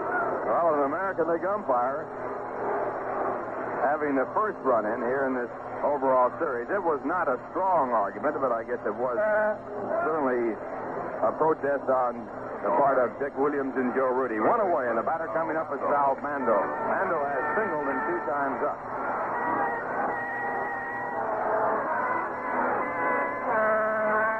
And the first pitch to the right-hand batter is inside and low. It's ball 1.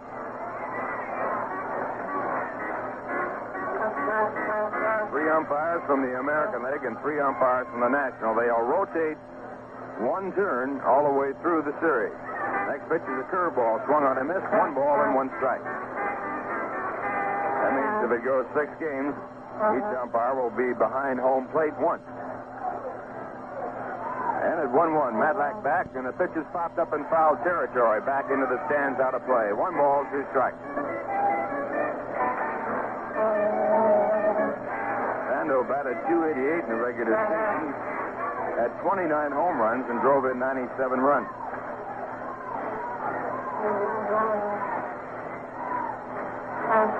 1 ball, 2 strikes. A's leading 2-1. 1 man out, bottom of the 6th inning. Ground ball hit out to short. Harrelson digs it out, throws him out, and 2 men away. That will bring up Reggie Jackson. Jackson is 0 for 2 in this game. He has grounded out to short in a 3-2 pitch that was back in the 2nd. And he fouled out to Bud Harrelson in foul territory, the shortstop, in the 3rd. In the third inning, he was batting with 2 men away and runners at first and third base. Jackson hit .293 in the regular season. Led the American League in home runs with a total of 32 and runs batted in with 117. Willie Stargell led the majors in runs batted in with 119. A fastball by Matlack, high inside. It's ball one.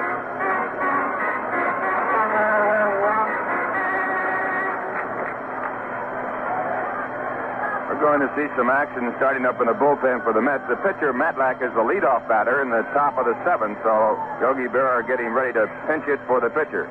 Pitch outside, a breaking ball, 2 balls, no strikes. Tug McGraw starting to throw for the Mets. Left-hander Tug McGraw.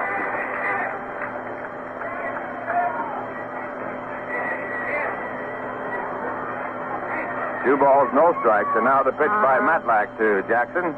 It is low and ball 3. 3-0. On deck batter is Gene Kennett. Jackson, of course, a dangerous batter and liable to be given the hitting sign right here with the 3-0 count. Matlack into the windup. Here's the pitch. He was hitting, but he takes the ball. So Jackson walked. The second man walked by John Matlack in the last man on. Jackson with 22 stolen bases in the regular season, and it brings up Gene Kennett, who is 0 for 2.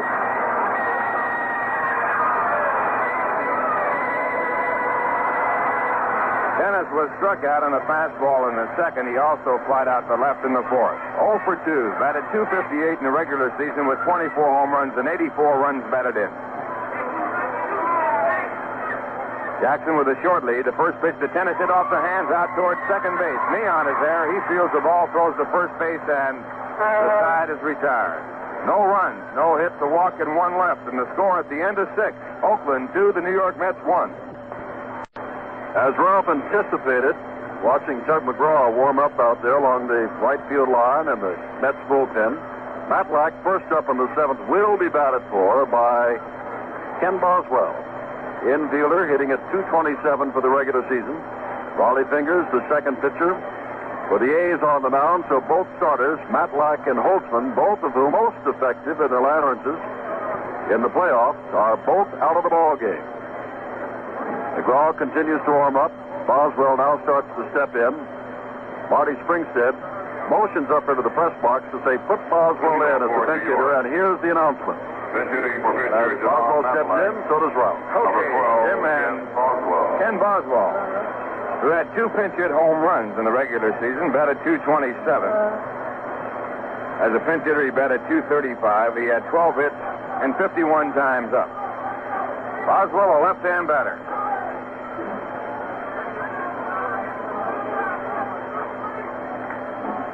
So here in the top of the 7th, the Oakland A's leading by a score of 2-1, and Boswell the pinch hitter for the Mets. Matlack going out of the ball game did not allow an earned run. And the first pitch is low, ball 1. Raleigh Fingers working his second inning. He worked in the 6th inning, gave up a base hit to Cleon Jones, and then struck out Bud Harrelson with runners at first and third and 2 men out. Right-hander back, and the pitch is low and inside. 2 balls and no strikes. The Mets have left 2 runners at third, 1 runner at second in this ball game.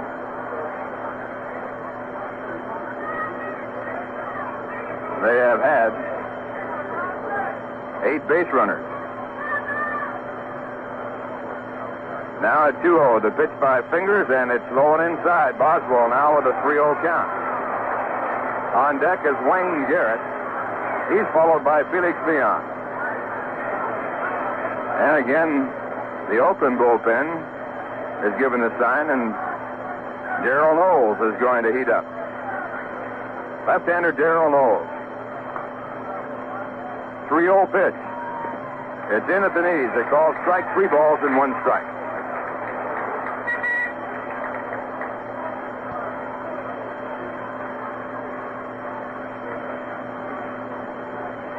Horacio Pena is also throwing in the bullpen. There's a hit by the first baseman, a base hit for Boswell, right between first and second. And the Mets have the tying run at first base with no one out, and Wayne Garrett coming up. In the 5th inning, after John Matlack had walked in a 3-2 pitch, Garrett tried to bunt and bunted into a double play. Wayne is 0 for 3 in this game. Again, he might be in a bunting situation.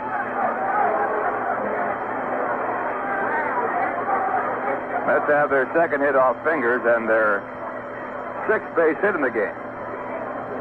A's have had 3 hits. They all came in the 3rd.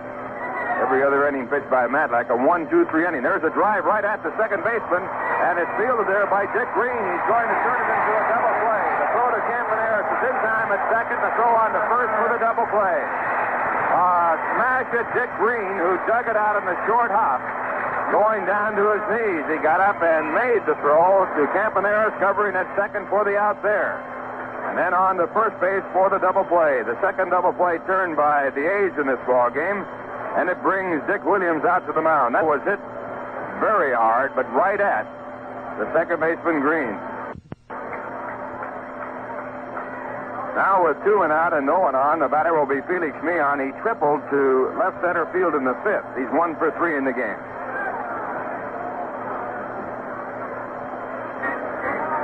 Dick Green now has ended his conversation with his pitcher, Raleigh Fingers, also out there, the catcher, Ray Fosse. And Meehan coming up to the plate. Dick Williams, the manager of the Oakland A's. He makes a habit of getting out to that mound many, many times.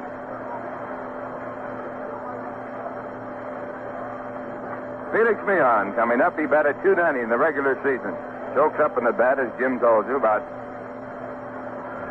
almost a foot. There's the first pitch. It's low, ball 1. Only one other batter I can think of, Jim, that goes up that far in the National League is Ron Hunt of the Montreal Expos. They're the only 2 I know in either league that go that far. 1 ball, no strikes. And a pitch over the outside corner at the knees, 1-1. A's leading 2-1, 2 men out, top of the 7th inning. The first of the best 4 out of 7. And at 1-1, the pitch back to Meehan, low and outside. 2 balls and 1 strike. Ken Holtzman started the ball game, was lifted for a pinch hitter. After working 5 innings, he has been charged with 1 run. He gave up 4 hits, struck out 2, and walked 3. Next pitch is hit hard at the shortstop and taken in the air at his ankle for the out. Bert Campaneris, the shortstop, taking that drive. So in the inning, 2 hard hit balls and 2 good plays by the Oakland A's. No runs, 1 hit, no errors, a double play, no one left, and the score at the end of 6 1/2 innings, Oakland 2, the New York Mets 1. Well, that's very nice. I've never had before. For the home 7th out here in Oakland, I'm told it just started during the playoffs. I've been here before and never heard it before.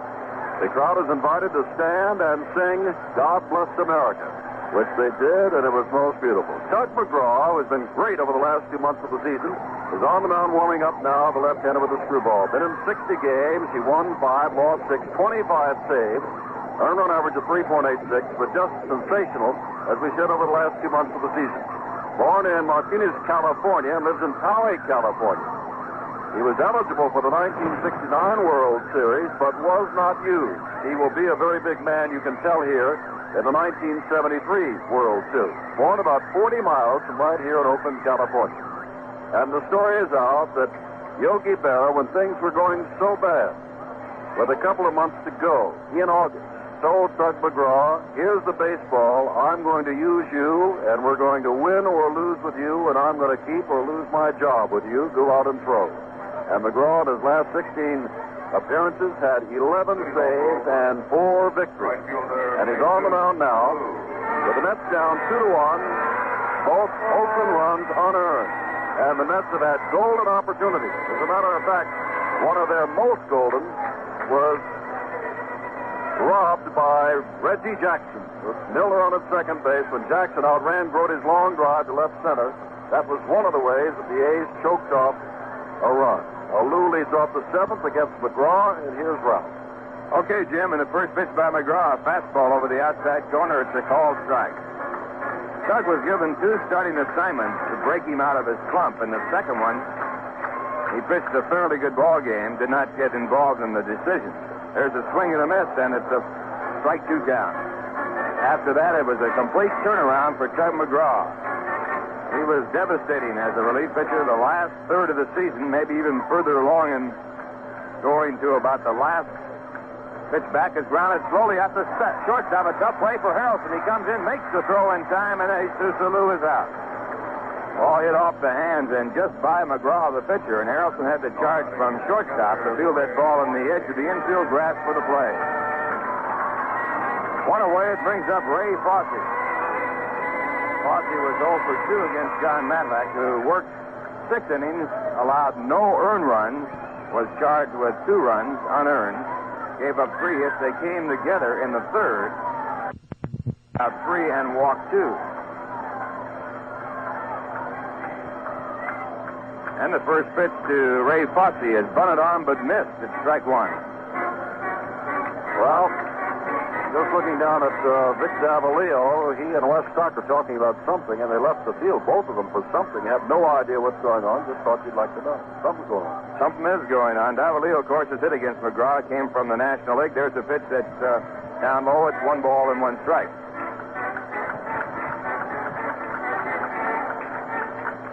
McGraw with the overhand delivery throws a screwball, curveball, and fastball, and he has good velocity on his fastball. There's the screwball. It's taken at the knees. They call strike 1 and 2. After a horrendous start, McGraw has worked his earned run average back to a respectable 3.86. Now a pitch back. It's grounded to short. Harrelson moves to his left side, fields the ball, throws to first base for the out.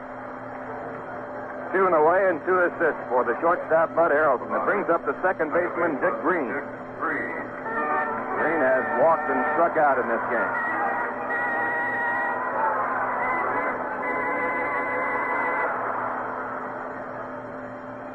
Green, a right-hand batter. Batted .260 in the regular season with 3 home runs and 42 runs batted in. And the first pitch by McGraw is a screwball over the outside corner, called strike. Screwball breaking away from the right-hand batter, the opposite of the curve. And at 1 strike, Petite and low, 1 and 1.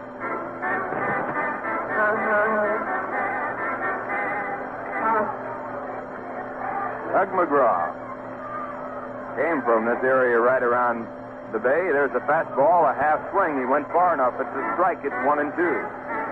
Now makes his home down near San Diego, in Poway, California. And at 1-2, the pitch.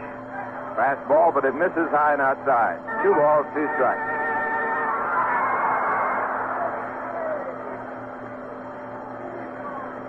A's 2 runs, 3 hits, no errors. The Mets 1 run, 6 hits, 2 errors. And those errors have hurt. There's a pop-up over by the Mets bench. Coming hard for it is Milner, but he can't catch up to it as it bounces right in front of the Met dugout, then bounces into the stand. As we pointed out earlier, the start of the ball game, there is a lot of foul territory here in Oakland. Ballpark a lot like the Atlanta ballpark.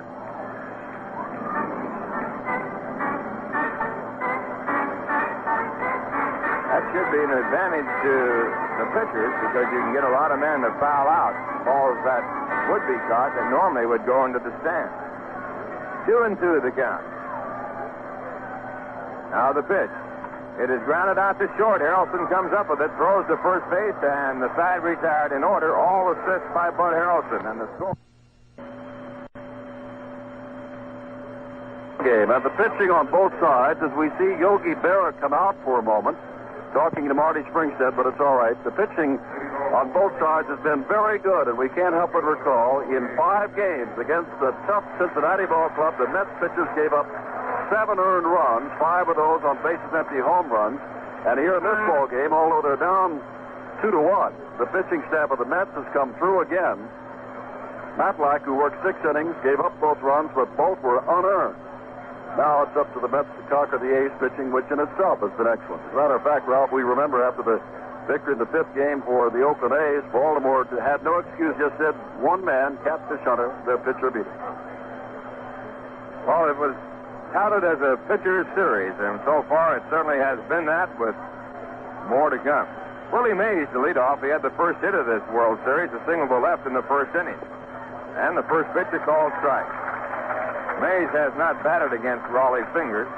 Fingers now working to his 9th man. He has given up 2 hits, aided by a fine double play started by Green, and also aided by his own strikeout of Bud Harrelson. Runners at first and third. There's this. Strike it at strike 2. Mays is 1 for 3. Until the 5th playoff game, Mays had not played in the ball game for the Mets dating back to September 15th. Now the next delivery, strike 3 called. Mays called out in the fastball over the outside corner at the knees. Fingers gets his 3rd strikeout. He has 1 out here in the 8th inning. The batter coming up, Cleon Jones. Cleon singled, batting against Fingers in the 6th inning, got as far as third base, but was left there. He doubled in the 4th. And has scored the only Met run. He was driven in by John Milner, the on-deck batter. And Cleon is 2 for 3 in this series. Cleon's double was off the fence in left center field about at the 375 mark. The first pitch. Fastball outside, a ball.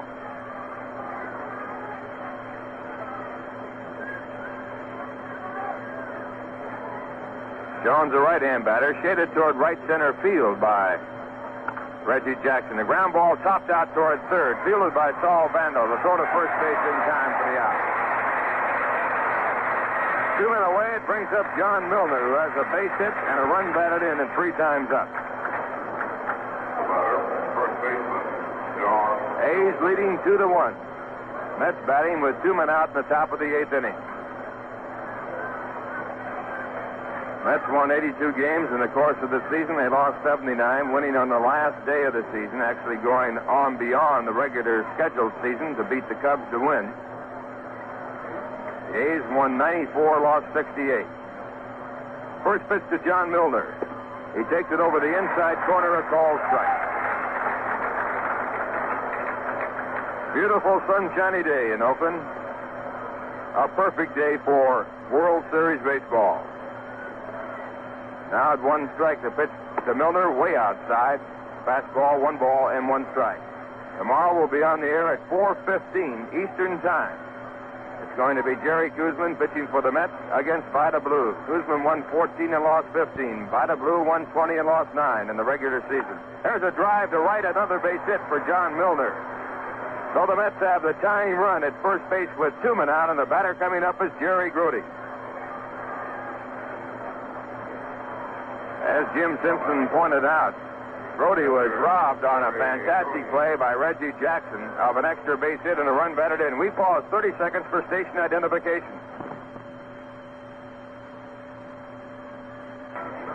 And the first pitch to Grody is outside the ball.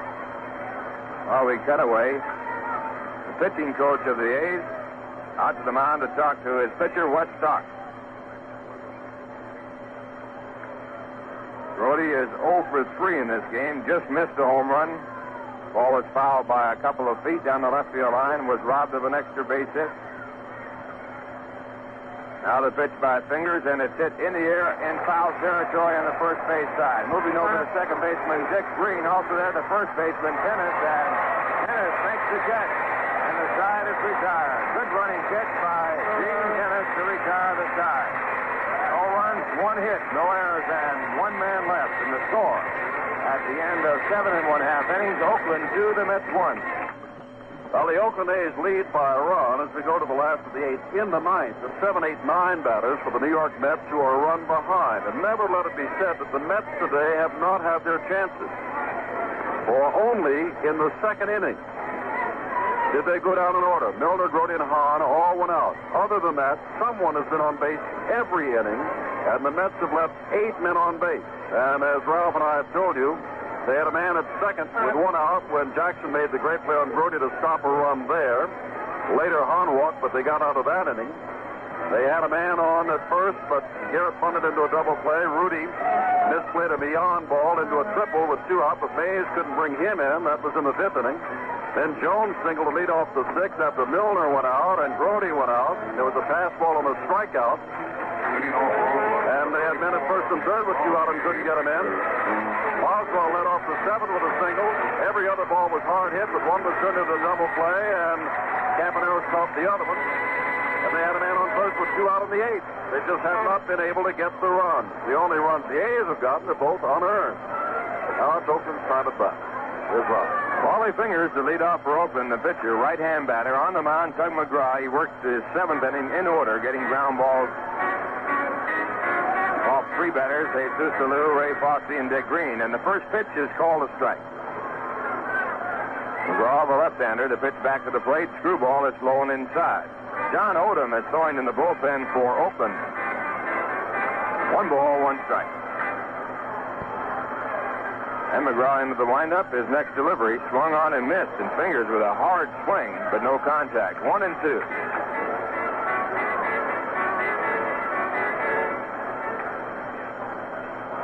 McGraw had 60 appearances in the regular season. Now he misses with a fastball outside. He came in the 5th game of the playoff championship game to preserve Tom Seaver's win.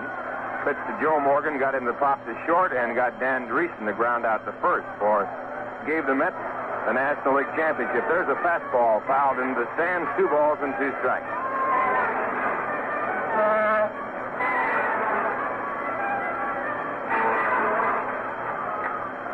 Two and two, and the pitch back to the plate. Screwball, a wild swing and a miss, and Fingers has struck out. Fooled completely with the screwball. McGraw gets his first strikeout. It brings up Bert Campaneris, who is 0 for 3. After Dick Green had walked with 1 man out in the 3rd, Green was thrown out at second, trying to move down to second on a wild pitch. Then Ken Holtzman doubled down the left field line. First pitch is taken for a ball. Bert Campaneris grounded the ball the next pitch out to second base. A routine play, an easy ground ball that went right through the legs of Felix Mion, and on the play, Oakland got their first run of the game. There's a screwball, a check swing, and I don't know whether it was called a ball or a strike. We'll have to check with the home plate umpire. Ball was down low. Throwing the ball back to Tug McGraw. The ball is thrown right in the sun. McGraw couldn't catch it. After the error by Mion, Campaneris stole second base. Actually was picked off, but got to second base on a bad throw by Matlack to first. It was credited as a stolen base, and he scored on a single by Joe Rudy to right field. Only 2 runs for the A's. Now a bunt out towards first base. Milner picks it up and makes the tag, and Campaneris is out, and Milner might be hurt. Don Milner might have pulled a muscle.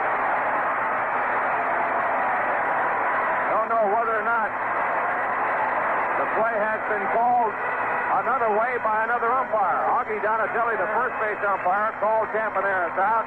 The home plate umpire, Marty Springstead, came up and evidently called him safe. Yogi arguing with Marty Springstead, and we'll see how they have sorted.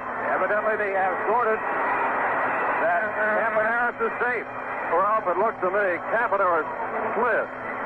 But long before he got to first base, about 40 feet away, he slid under the tag of Milner, and I think what Barrow was saying was that he went out of the baseline. We're looking at on instant replay here, and according to us, he stayed in the baseline, and Milner missed him, and Campaneris got up and ran to first base. Milner stays in the game. Campaneris is off. So Campaneris is on first base. A chance to steal. 1 man out. The batter is Joe Rudy. That will be scored as a base hit. That's only the 4th. First one off of Tug McGraw, and only because of the slide under Milner was Campaneris able to get up after sliding by Milner and get to first base for the base hit on the bunt.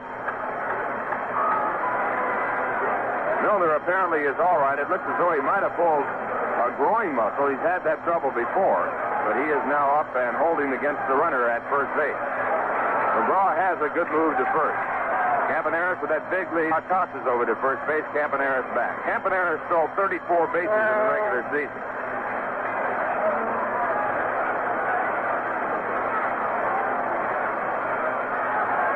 Again a throw to first, a close play, and Campaneris has to slide back in.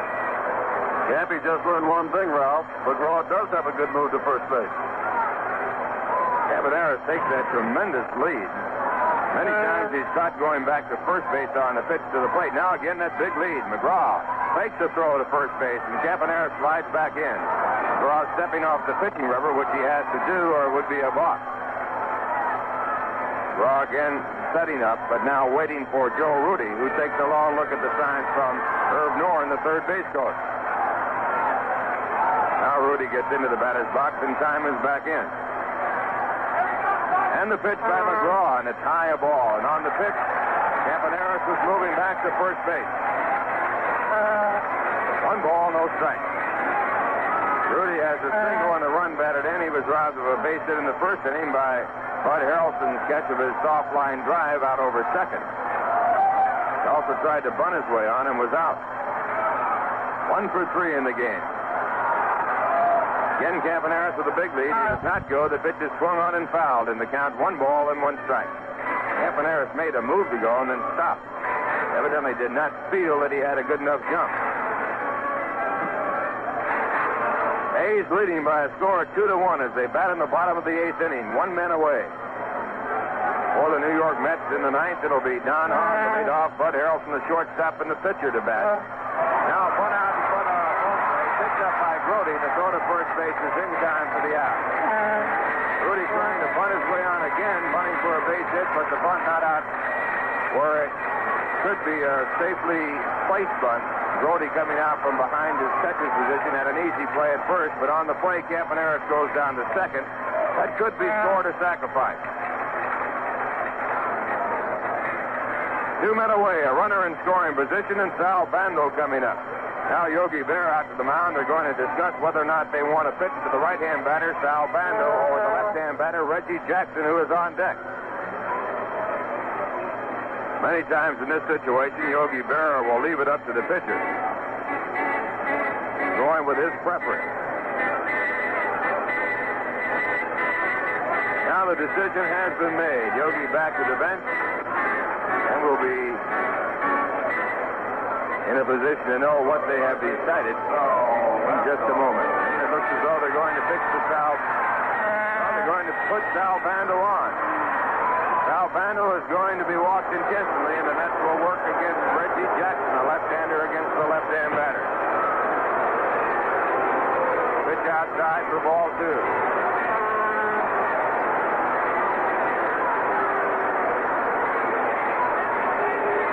Draw's next pitch, ball 3.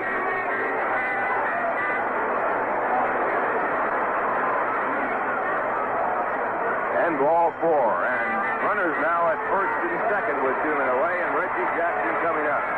He is 0 for 2 in this game. He also has walked. A's have had 4 hits and 3 walks. They've had 8 base runners with an error also tossed in for the runner to get on base.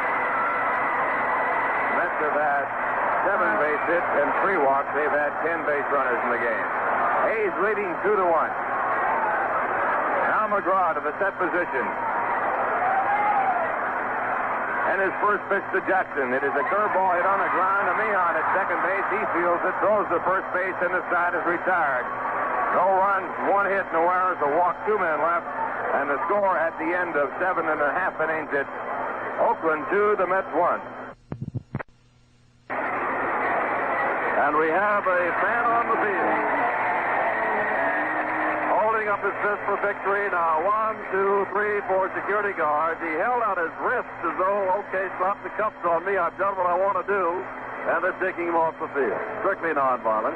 Ed Kranepool will lead off tonight. This is the original Met as a 17-year-old, the last of the original Mets.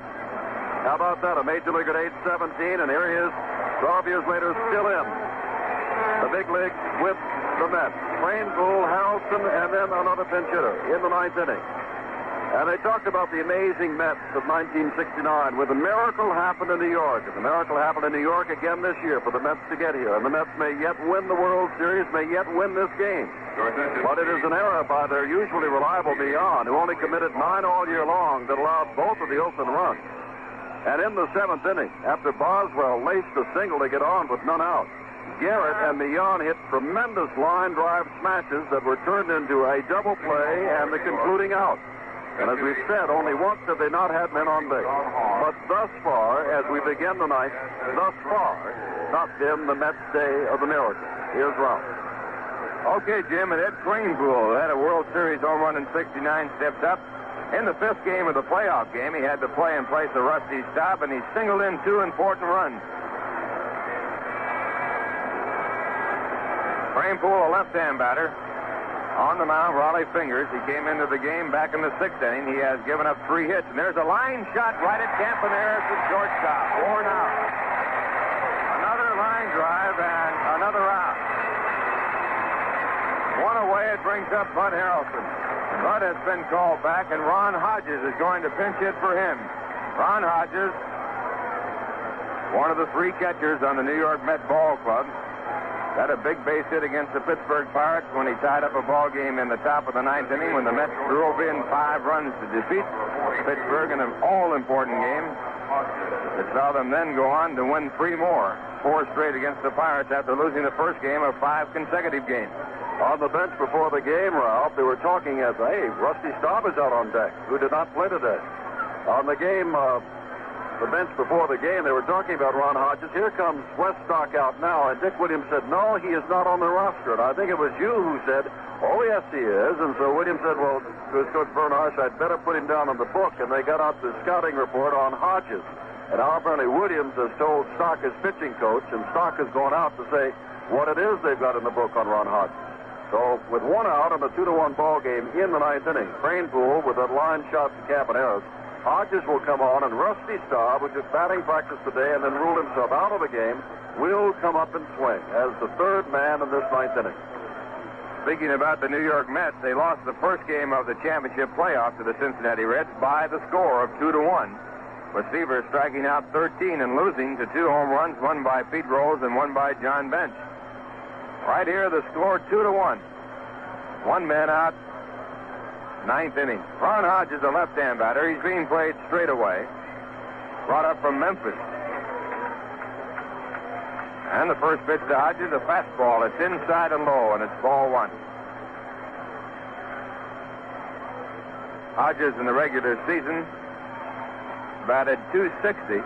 He was up 127 times, had 33 base hits. Next pitch back is too low, and it's 2 balls and no strikes. He had 1 home run, drove in 18. Well, the book must be keep it low because both of those pitches have been way down. Now we'll see what the 2-0 pitch is like. It's a fastball. It's down around the knees over the outside corner, 2-1.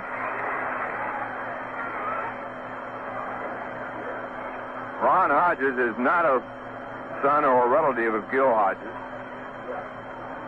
The 2-1 pitch. Way inside and low on the count now, 3 balls and 1 strike. The late Gil Hodges did have a son, Gilly, who was a catcher in the Met organization. He no longer is playing professional baseball.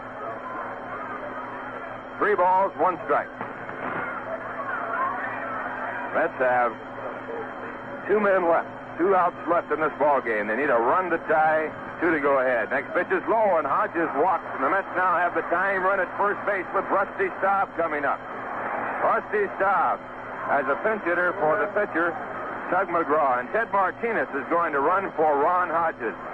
Utility infielder Ted Martinez. Alsty was looking into the dugout to see whether or not Dick Williams was going to come out and replace Raleigh Fingers, but the 3 home runs that Staub hit, 1 in the 2nd game of the playoffs and 2 in the first 2 innings of the 3rd game of the playoffs, were all hit against left-handed pitchers. So even though Fingers is a right-handed pitcher, Staub's a left-hander. Now out comes Dick Williams. They may not go, but I think Williams is going to make a change. Let's see.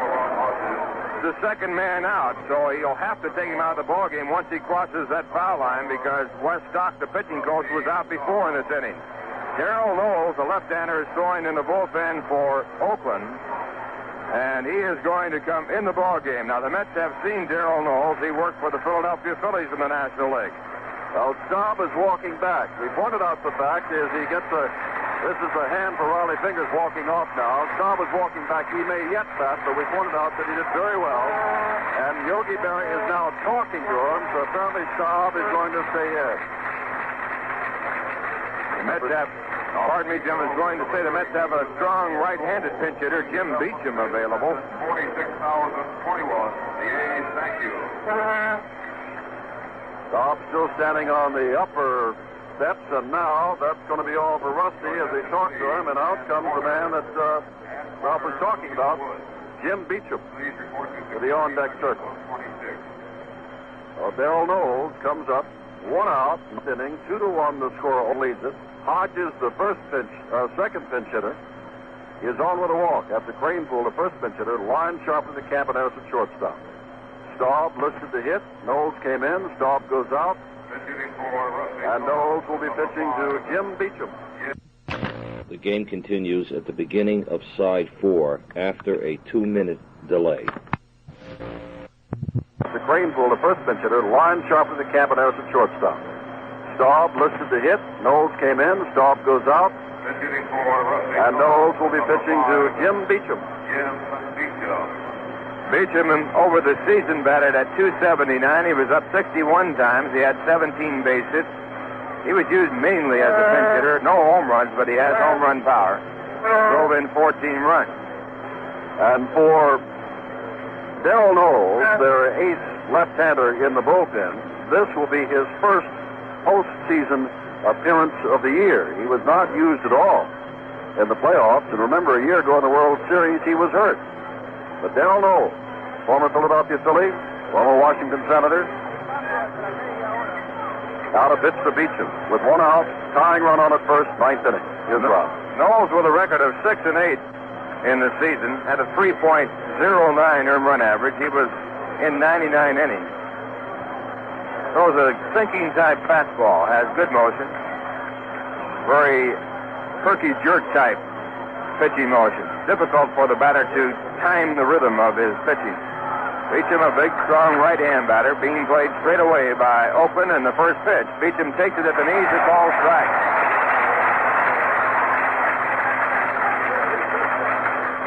Knowles had 40 strikeouts in his 99 innings. 1 strike count. And the pitch. Beecham takes it inside. It's 1-1. The attendance here today, 46,021. It is not a full house. 46,021.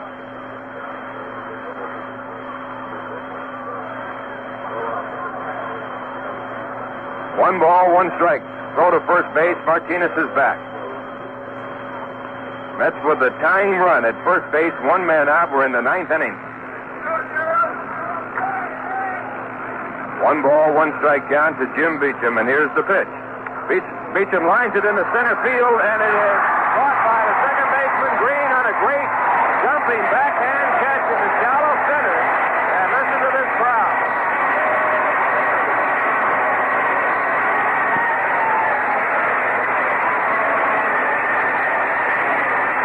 Another spectacular play turned in by the A's. Green second in this ballgame. He turned a double play ball over in the 7th. Again on its bench. Now this play against Beecham on a humpback line drive that was headed for center field. He backhanded the ball going out toward the outfield. That brings up Wayne Garrett. Wayne is 0 for 4 in this game. That's down to their last out. A's leading 2-1. Martinez getting back to first base after the catch. Now Garrett, a left-hand batter against the left-hander Darrell Knowles. Knowles sets up, time call, and we have another man out on the field, out in center field, and he is being royally booed by the fans here as play is being held up.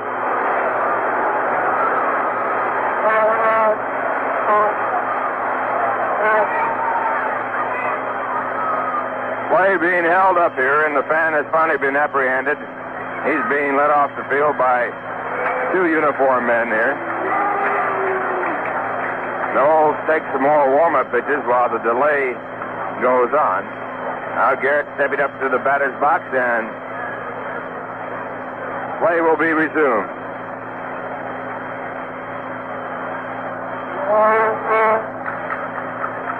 Knowles reads the signs, has them, goes to the set position. Here's the pitch to Garrett. It's hit deep into the stands foul on the first base side. So the count will be strike one as Martinez goes back to first base. Key play of the ball game back in the fourth inning with Milner on second base and one man out. Brody drove one to deep left center field, and Reggie Jackson made a great running catch to save a run and possibly more. Out one strike. The pitch to Garrett is hit in the air to right. Should be the ball game. Moving up is Simpson, and